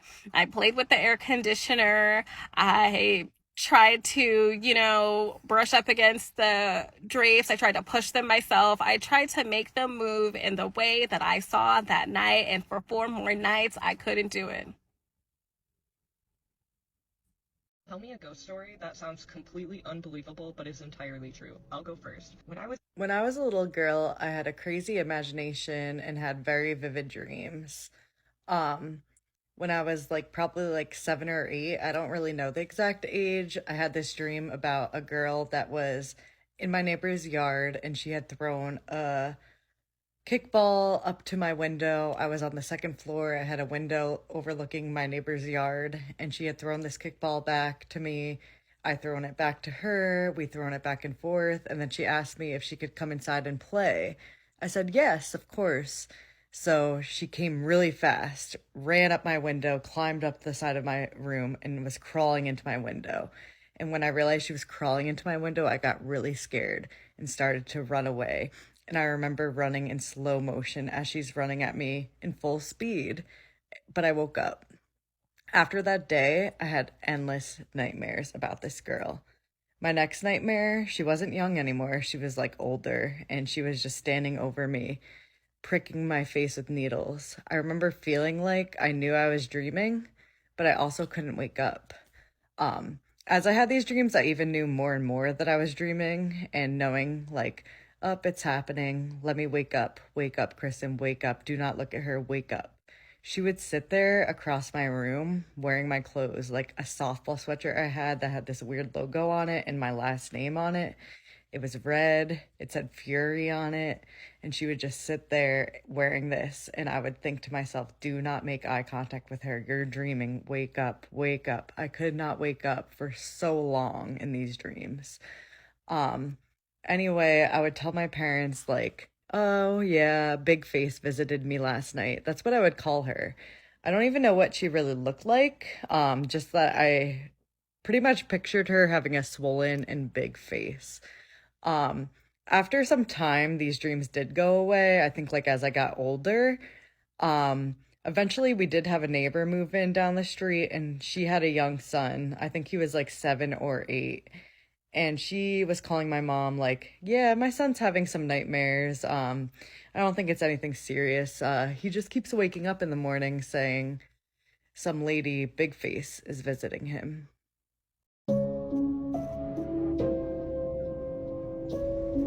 Okay, when I was about 11 to 13, somewhere around that age, I'm not sure, I was with my cousins, and we were swimming at their grandmother's house. So I'm going to call her grandma number 2, just to make things simple.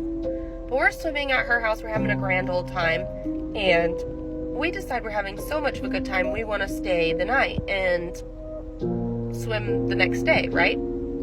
So we do. And grandma number 2 puts me in the doll room. Anybody that knows me knows that I don't like dolls. I've never liked dolls, even as a little girl. They freak me out. I've just never liked them. I don't like dolls. Well, in this room, it's like a square, okay?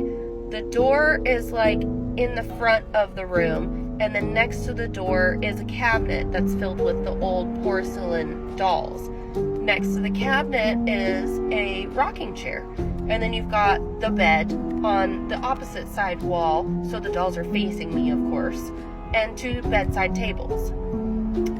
Well, finally I go to sleep in this room, and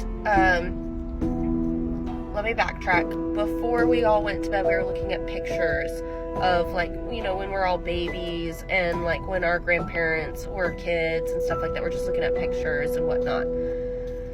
Then we go to bed, and it takes me a while to go to bed because I don't like dolls, so it freaked me out, and I finally go to sleep. Well, when I go to sleep, sometime in the middle of the night, I wake up, and I don't know what wakes me up. I just know I wake up, and I'm like awake. Like, it's probably 2 or 3 o'clock in the morning. Of course, probably like witching hour. But I just wake up. And when I wake up, I'm like, oh, whatever. And I go to turn on my side to like just turn over and go back to sleep. Well, I don't even make it towards the moving. I just do this measure. And whenever I do that, I see this little girl walk through the bedroom door. And I'm telling you, I can see everything. She's got this long, dark, brown, beautiful hair, tan skin, brown eyes. She's wearing a white nightgown with like a blue ribbon going through the collar like they used to do, with a little bow in the front, like they sewed the little ribbon through the collar. And I'm freaking out. It's not the first time I've seen a ghost or heard a ghost. I've grown up with ghosts in my life, but this one freaked me out the most. I see her, she comes through the door, she walks through, she doesn't even look at me, almost as if I don't exist. Goes and sits on the rocking chair, and the rocking chair is moving. The rocking chair is rocking back and forth, and I'm looking at this little girl, and she really is just sitting in that rocking chair, rocking back and forth. She's not even looking at me, and so I'm just staring at her, and I'm like, oh my God, what's going on? Whatever. Well, finally, after like a minute or two, I don't know, at my young age, I'm thinking it's forever long, and I see her, and she starts to get up off the rocking chair and looks me dead in the eyes. Like, we are making eye contact. Like, she knows I'm there, and I know she knows I know she's there. And she gets up and she starts to walk towards the door, but I'm like, no, she's gonna come on this side of the bed where I'm at. So I'm like a little kid and pull the covers over my head, and I finally fall asleep that way. I don't know, I willed myself to sleep. I was like, you know what, if you're gonna die asleep. Okay, that's just what's happening. Well, I turn out okay. Like, everything's fine. I go to sleep. I wake up in the morning. Here's the crazy part. When I walk out the bedroom door, grandma number 2 is picking up all those pictures that we left on the kitchen counter that are scattered all over the floor, everywhere, all over the place.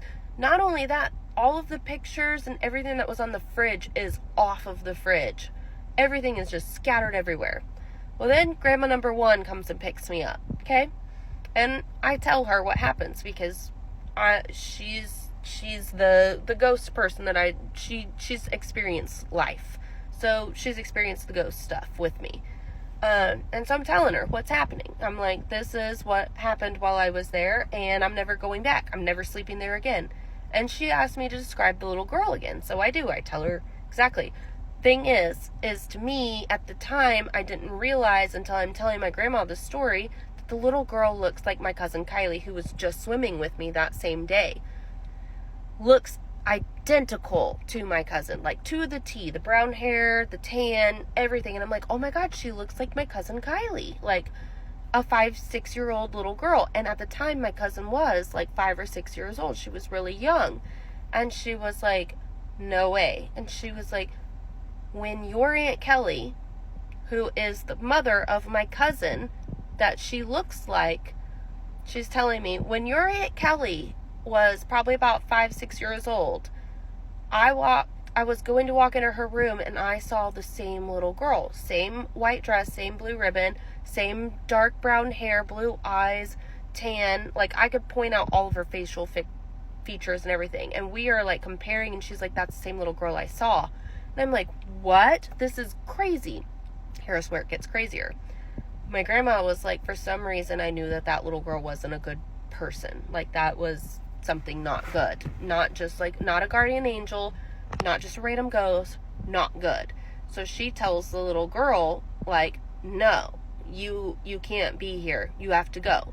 So she, like, somehow gets rid of her, right? And I don't know how much time lapses. I don't know if it's a day or the same day or whatever. But my grandma tells me, then she comes back with a man and to come and walks into my Aunt Kelly's room. Mind you, this little girl looks just like my Aunt Kelly when my Aunt Kelly was 5 or 6, but looks like my little cousin Kylie now at the time when I'm a kid, when I'm 11 or 13, somewhere around that age.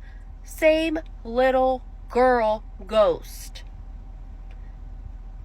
Came back with a man and tries to like take my Aunt Kelly from my grandma number 1. What is that? How is it that I saw the same little girl that my grandma saw 20 some odd years ago, but I'm seeing her now whenever my aunt was that age, whenever my grandma was seeing her at my aunt's age of 5 or 6, but now I'm seeing the little girl when my aunt's daughter is like 5 or 6.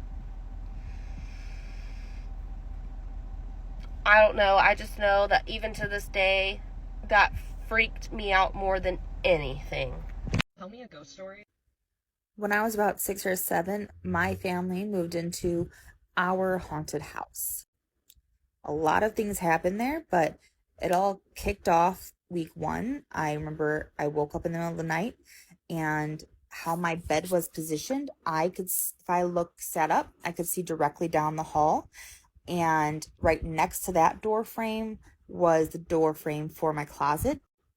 So essentially, my bed is basically facing both my exit door and my closet door. So when I woke up in the middle of the night, that night, when I looked up, I saw standing in front of my closet door were 2 figures that did not look happy, but were definitely, I remember the details of, they were definitely human-like, but I still knew in my first grader mind that they weren't people. So at first I was just staring at them, and they were just staring directly back at me. They didn't move, and of course I didn't move. I couldn't really wrap my mind around it, so I had the thought of closing my eyes, putting my head underneath the blanket, and be like, no way, this isn't real, you're still dreaming or something. And then I slowly peeked over my covers, and they were both still staring directly at me, and they looked pissed. They didn't seem like they were going to do anything, but they just looked mad, like I shouldn't be here in my room. So I came up with the plan in my head, because I didn't want to make noise. I didn't want to scream or make a scene, because I thought that would upset them.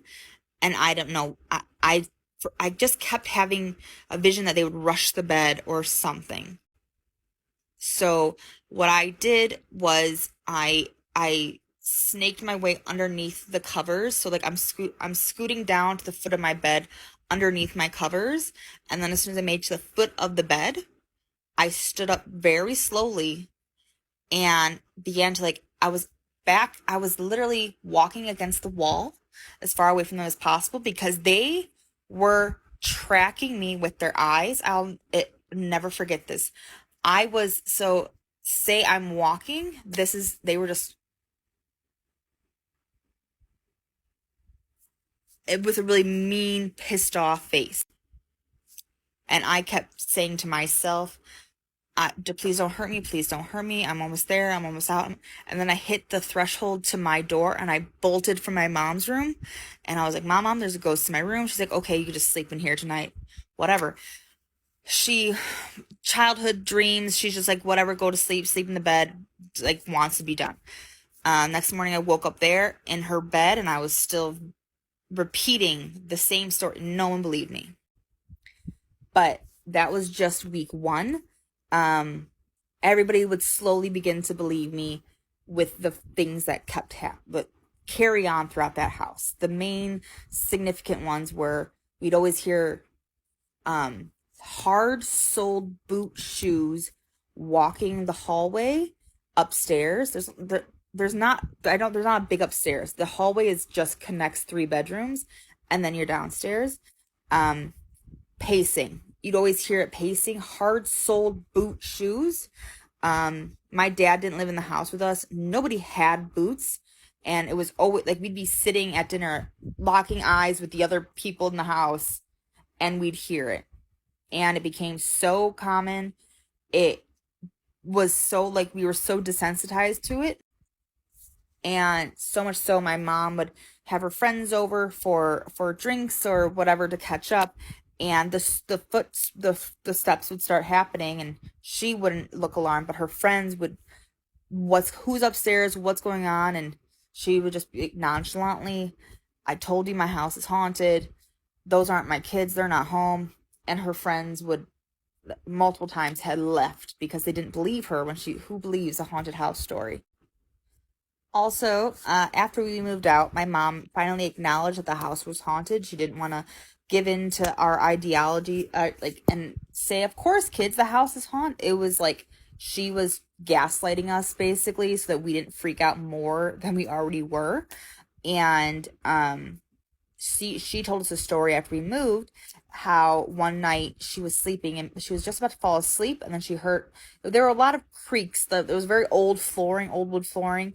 There was a creak that would always happen if someone was walking into her bedroom. She heard that, and she was facing the other way when she was laying in bed, assumed it was one of us, and she said, it's okay, just crawl in bed, to who she assumed was either myself or my brother. And nope, she didn't get a response, but she was also about to fall asleep, so she didn't care to even turn over. She felt the compression of someone sitting on the bed. And she thought it was weird, like, what's the delay? Why aren't they laying down? But she thought that much, but also sleepy, foggy brain. She didn't care too much to investigate. And then she felt it rise and that creak by the door as if someone was exiting. So essentially, a ghost, one of the house's ghosts, came in, sat down at the foot of my mom's bed, stayed there for 5 minutes, and left. My mom said that after that incident, she went to the local library and tried to research the house. It used to be an old farmhouse, but we were in the middle of a neighborhood at this point. It wasn't significantly old, and there was nothing in the papers. No one had any idea. The ghosts that I saw in my room, middle-aged, and a couple. They were a woman and a man. And aside from the very loud male shoot, best guess is the woman doesn't want other people they just don't want other people in the house. But we have no backstory on what actually happened. Nothing significantly enough, like, insidious, where they just loved pissing us off. Multiple times things would go missing, and then they'd appear 3 days later when we no longer needed it, like car keys in the middle of the kitchen floor. Little things like that happened very often. We stayed in that house for about 7 years, so it just became our bread and butter of our childhood. And my friends to this day still ask me to tell them the stories of my haunted house, because there are so many smaller things that have happened there over the years. Tell me a ghost story that sounds completely unbelievable but is entirely true. I'll go first. So I promise this shit's 100% fucking true. If it didn't happen to me, I wouldn't believe it, but here we go. So I've always been super sensitive to the paranormal ever since I was a child. I've had lots of experiences, lots of different things happen. But this one was the only time something's ever really truly scared me. So shortly after high school, I was staying with a relative of mine. I am no longer in contact with said relative. That's a story for another day.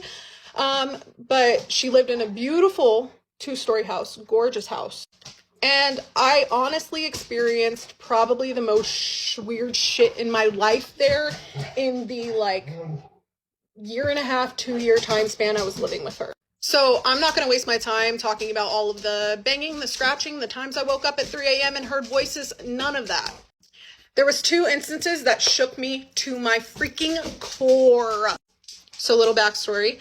When I was 15, my dad passed away, and ever since then, I've kept a journal that I write to him in every once in a while.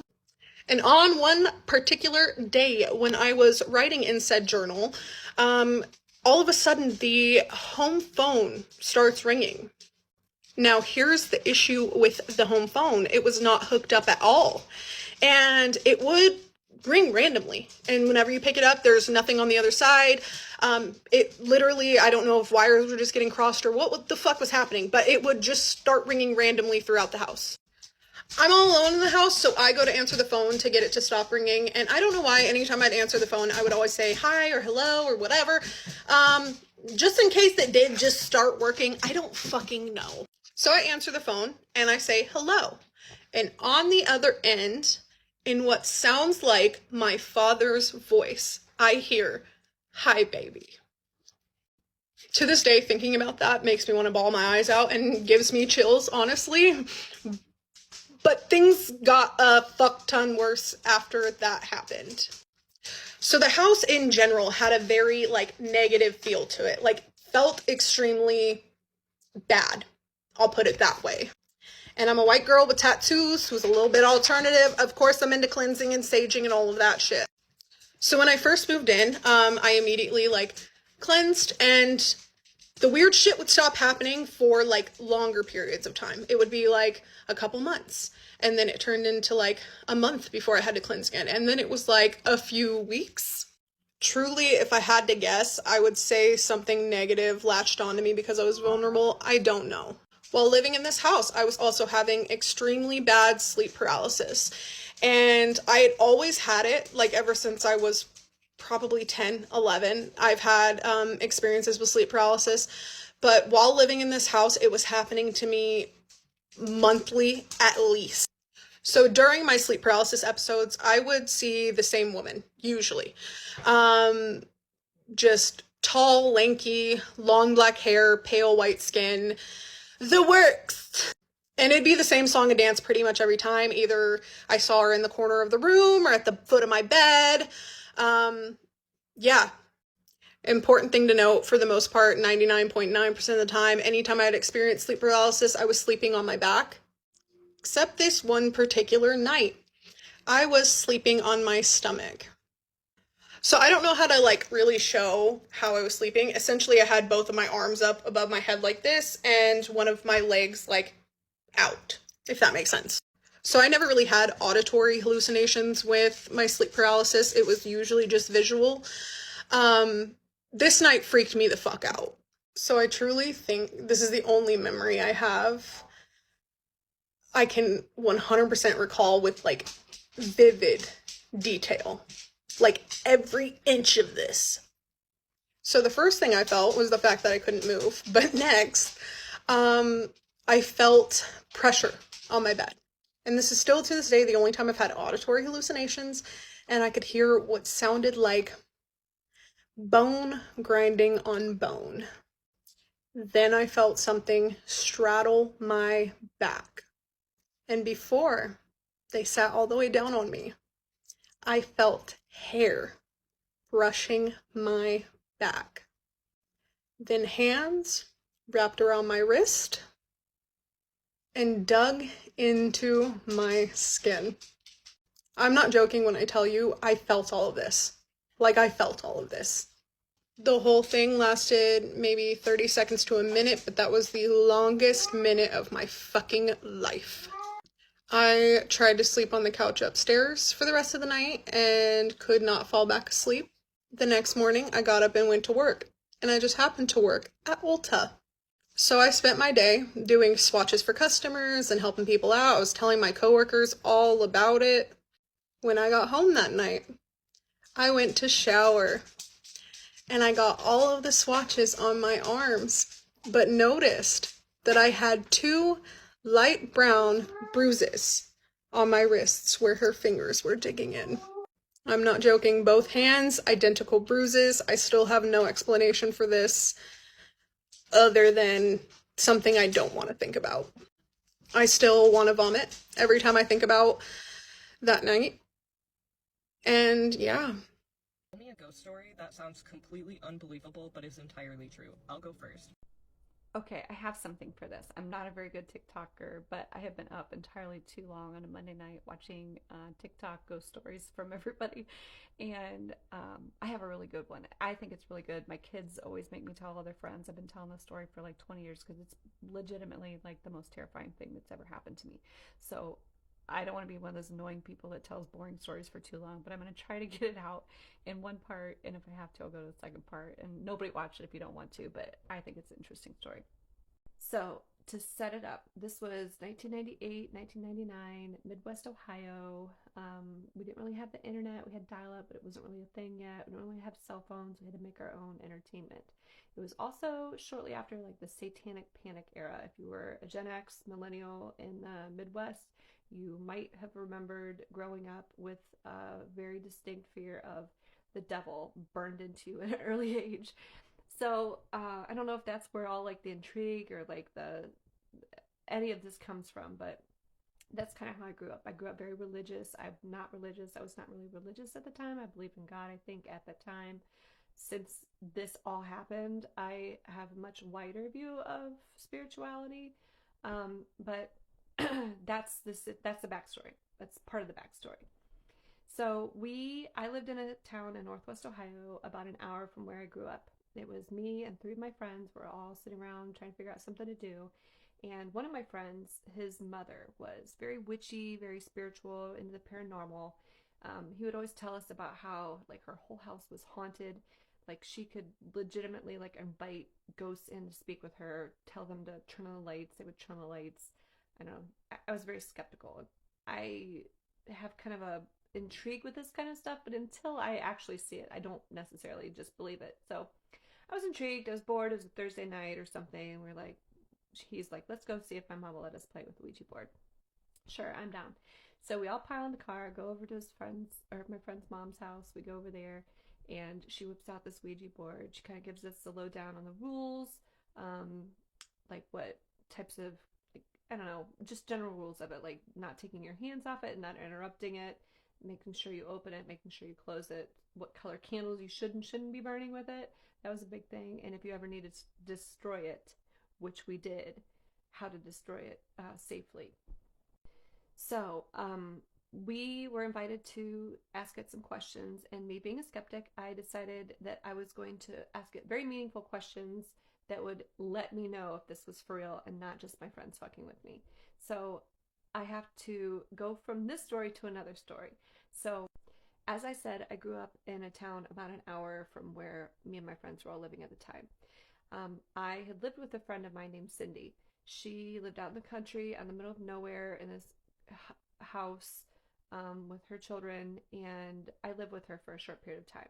She was a very, very good friend of mine. I would go back and visit her regularly. We would sit up at night and drink beers together and just talk, about one night in particular. We were up talking about somebody that we knew. It was a friend of hers, a bandmate, who was a big teddy bear normally, very friendly guy. I knew him, never knew him to be mean or nasty or anything. Just a very nice guy. He had come over one day. Now, my friend Cindy is spiritual.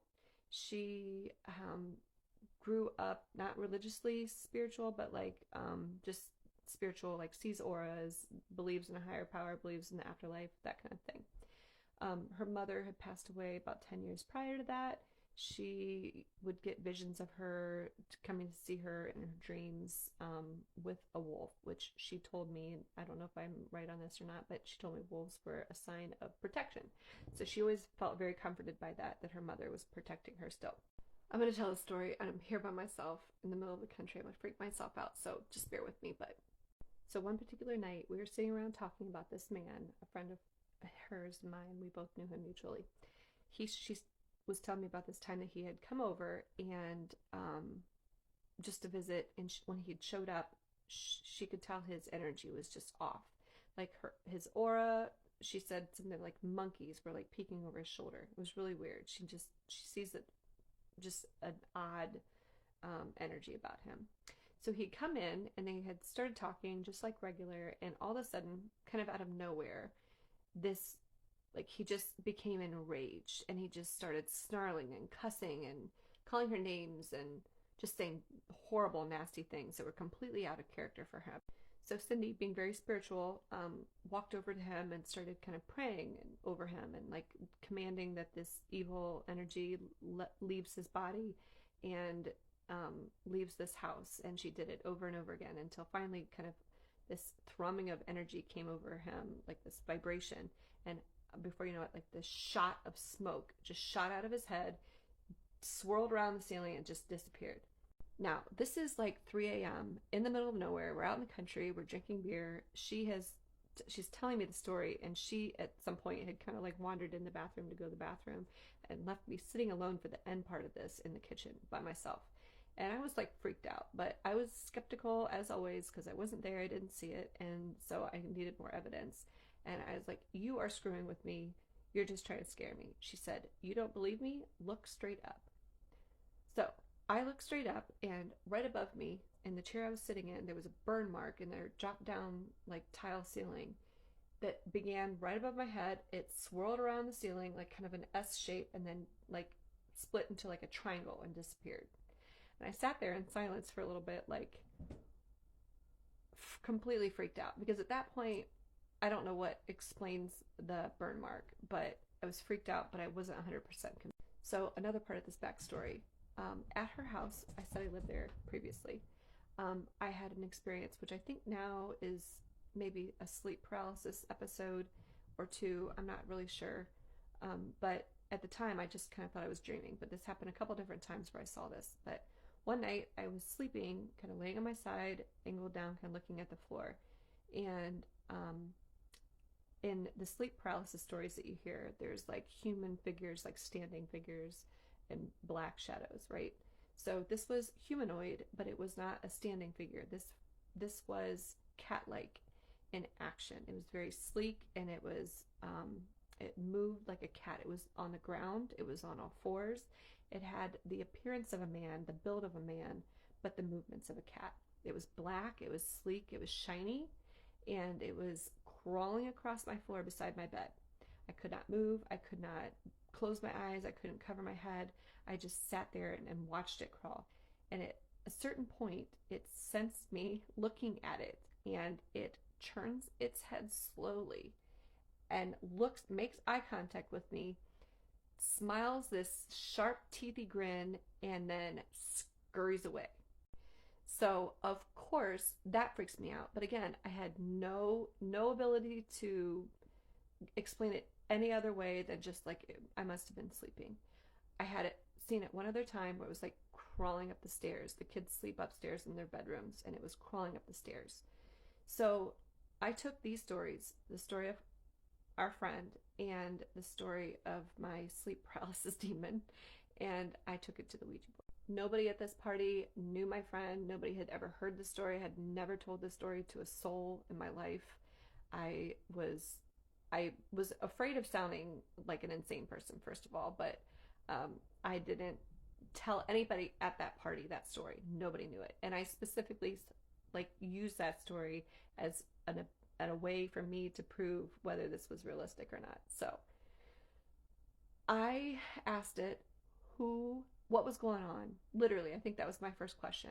What is going on at Cindy's house?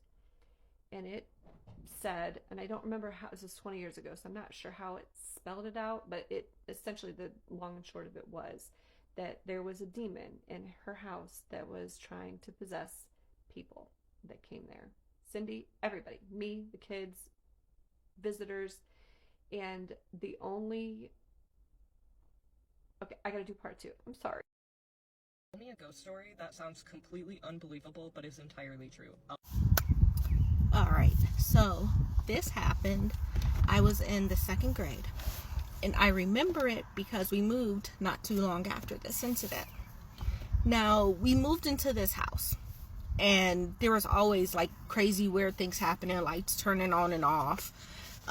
We had a little radio we'd keep in our bedroom, and it was constantly getting the channel change. Like, it was, because you had to turn the knob to change the channel on the radio, and the radio stations was constantly being changed. Just weird stuff like this. So this one night, the way the house was set up, my bedroom was all the way at the end of the hall, and if I laid in my bed, I could look directly down the hallway. Then there was my mom's room and my brother's room, and my brother's room was directly across from the hallway. So from my brother's bed, they could look directly into the bathroom. So I'm sleeping one night and I hear giggling. So I wake up, and there was this little white girl. She had blonde curly hair, like her hair was like really, really curly, and she had on this pink and white dress, and the bottom of the dress had the white lace on it, and she was just standing in my doorway looking at me. Now my door is open because I never really slept with my door shut. So as I'm looking at her, she's looking at me, she starts giggling. She turns around, and this little girl starts skipping down the hallway. And as she gets right in front of the bathroom, like something big, hairy, I don't know what it was, just came out of the bathroom, grabbed her into the bathroom. I am petrified. I am laying in my bed and I cannot move. Like, I am completely terrified at this point. And I remember just laying there for the rest of the night. So as it got daylight outside, there's more light, all my family getting up, I was closer to my brother number 2. So when I got a moment alone with brother number 2, I told him what I had saw. And after I told him, he grabbed me and he said, "You got to come with me." So brother 2 takes me to brother 1, because apparently earlier that day, brother number 1 told brother number 2 that when he was laying in his bed that night, he heard giggling. And as he looked out of his bedroom door, he saw a little white girl with curly blonde hair, a pink and white dress, and she was skipping past his doorway. And just as she got to the bathroom, he said he saw this big hairy monster come out the bathroom, grab her, and then run into the bathroom wall. So I didn't talk to brother number 1 before this. He told brother number 2 before I told brother number 2. So me and brother number 1 never communicated our stories to each other until this moment. So we ended up talking to our mom, telling our mom the whole time all this crazy stuff was happening in this house. My mom was always like, "Oh, it's fine, it doesn't mean anything," and playing it off as if she didn't believe us, and we were just like kids making up stories. So not too long after the little white girl incident, we was up here and we heard banging, like loud footsteps coming from our attic. Now the weird part about that, okay, so the bathroom door was right next to the attic door, but when you went up into the attic didn't have a floor. It was just rafters. So it just had, the boards there, but there wasn't a floor. But you distinctly heard loud footsteps. Boom, boom, boom, boom, like somebody is just stomping across the attic floor. My mom actually heard this at the time. And she went over and she started banging on the attic door. And she started yelling and she was like, "Be quiet up there." And just as she said that, the noises stopped. And then you heard running. Like you heard somebody running across the fucking attic floor and start running down the stairs. Now, as we hear somebody running down the stairs, my mom goes and she throws herself up against the attic door. And just as she pushed her weight against that attic door, something hit it from the other side. It was like boom, to where she actually like came off a little bit, like So she is like putting all her weight against the attic door, and she's calling for my stepdad. And she's telling him, hey, come over here. We putting a lock on this door. So as she's holding her body weight against the door, they just had a spare lock, like everything. And they put a latch on the door, and they put a lock on that door, and we moved out of that house 3 days later. So yeah. Tell me a ghost story that sounds completely unbelievable but is entirely true. I'll go first. The house that I live in right now is haunted. So starting off strong, before I even moved in there, I was hearing voices whenever I would come over and see my then boyfriend, my now husband. I would hear men's voices talking, and I always just played it off like I was crazy. But when I moved in, like, I don't know, one of the first few weeks that I lived there, I was in my room with my husband. The only thing that was on was the TV because we were watching a movie. I had leaned off the end of the bed. So we were leaned off the end of the bed. There was windows on this side, a mirror on this side. I leaned off the end of the bed to grab a blanket or something. I don't know. Looked in the mirror. There was a man standing beside the window. It was like a dark figure, but I could tell it was a man. And it freaked me out so much that I fell off the bed. And my husband was like, what are you doing? I told him. He was like, you're crazy. Moving forward, at the time, my son was 4. He came into my room one day and told me it was nighttime, but it wasn't time for his bedtime. He came into me, he said, I need you to tell that man to leave my closet. And I was like, what? And he said, tell the man to get out of my closet. So I run in there. There's nobody in his closet. He swore up and down that from the moment that we moved in, that a redheaded man was staring at him in his closet when he would go to sleep. And I was like, why have you not told mommy before? And he said, well, he doesn't scare me. And I was like, oh, okay, yeah. So my stepdaughter has seen things multiple times in her room. She has seen hands coming out of her closet or people standing in her closet and staring at her. So she now requires her closet to be shut and stuff to be in front of it if she's not using it.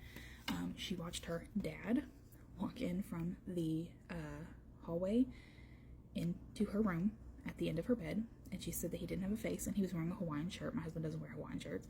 And he disappeared from his feet up. But he just stared at her for like a minute or two. My son has had a couple instances where he was downstairs one day and he was, I don't know, just sitting there eating a bag of chips, and somebody came up behind him and said his name, and it scared him so bad that he came running upstairs to me. He has heard people talking to him while he's in the shower upstairs. We had our sump pump like messed up or whatever. The pipe had broken, so my husband had fixed it. We had a little camera. He put a camera facing it. The camera was supposed to notify us of any movement or sound or whatever like that, just so if it messed up again, it would tell us, because it flooded our basement the first time. And 2 days after we put it in, I got a notification from the camera that there was sound, and it was 2 women talking. When we got there, there was nobody in their house. We have several videos of people talking on that camera. And sometimes it's 2 women and sometimes it's just a man. We have now taken the camera out of the basement. There was one day I was home by myself. It was the middle of the day. I walked downstairs. My downstairs is like a big square, so it's like kitchen, little family room thing, and like a little hallway, but it's like one big square. As I walked into the kitchen, I saw a little boy running into the other room. I ran to catch him. There was nobody there, but he like looked me dead in my face and like took off running. There has been one time me and my husband were on vacation. My sister was in charge of going over and feeding my cat and dog. We were only gone for like a weekend. All the lights were off in the house, and she showed up and she was too scared to go inside because lights had been turned on in my basement. So I come home all the time and my basement door will be wide open.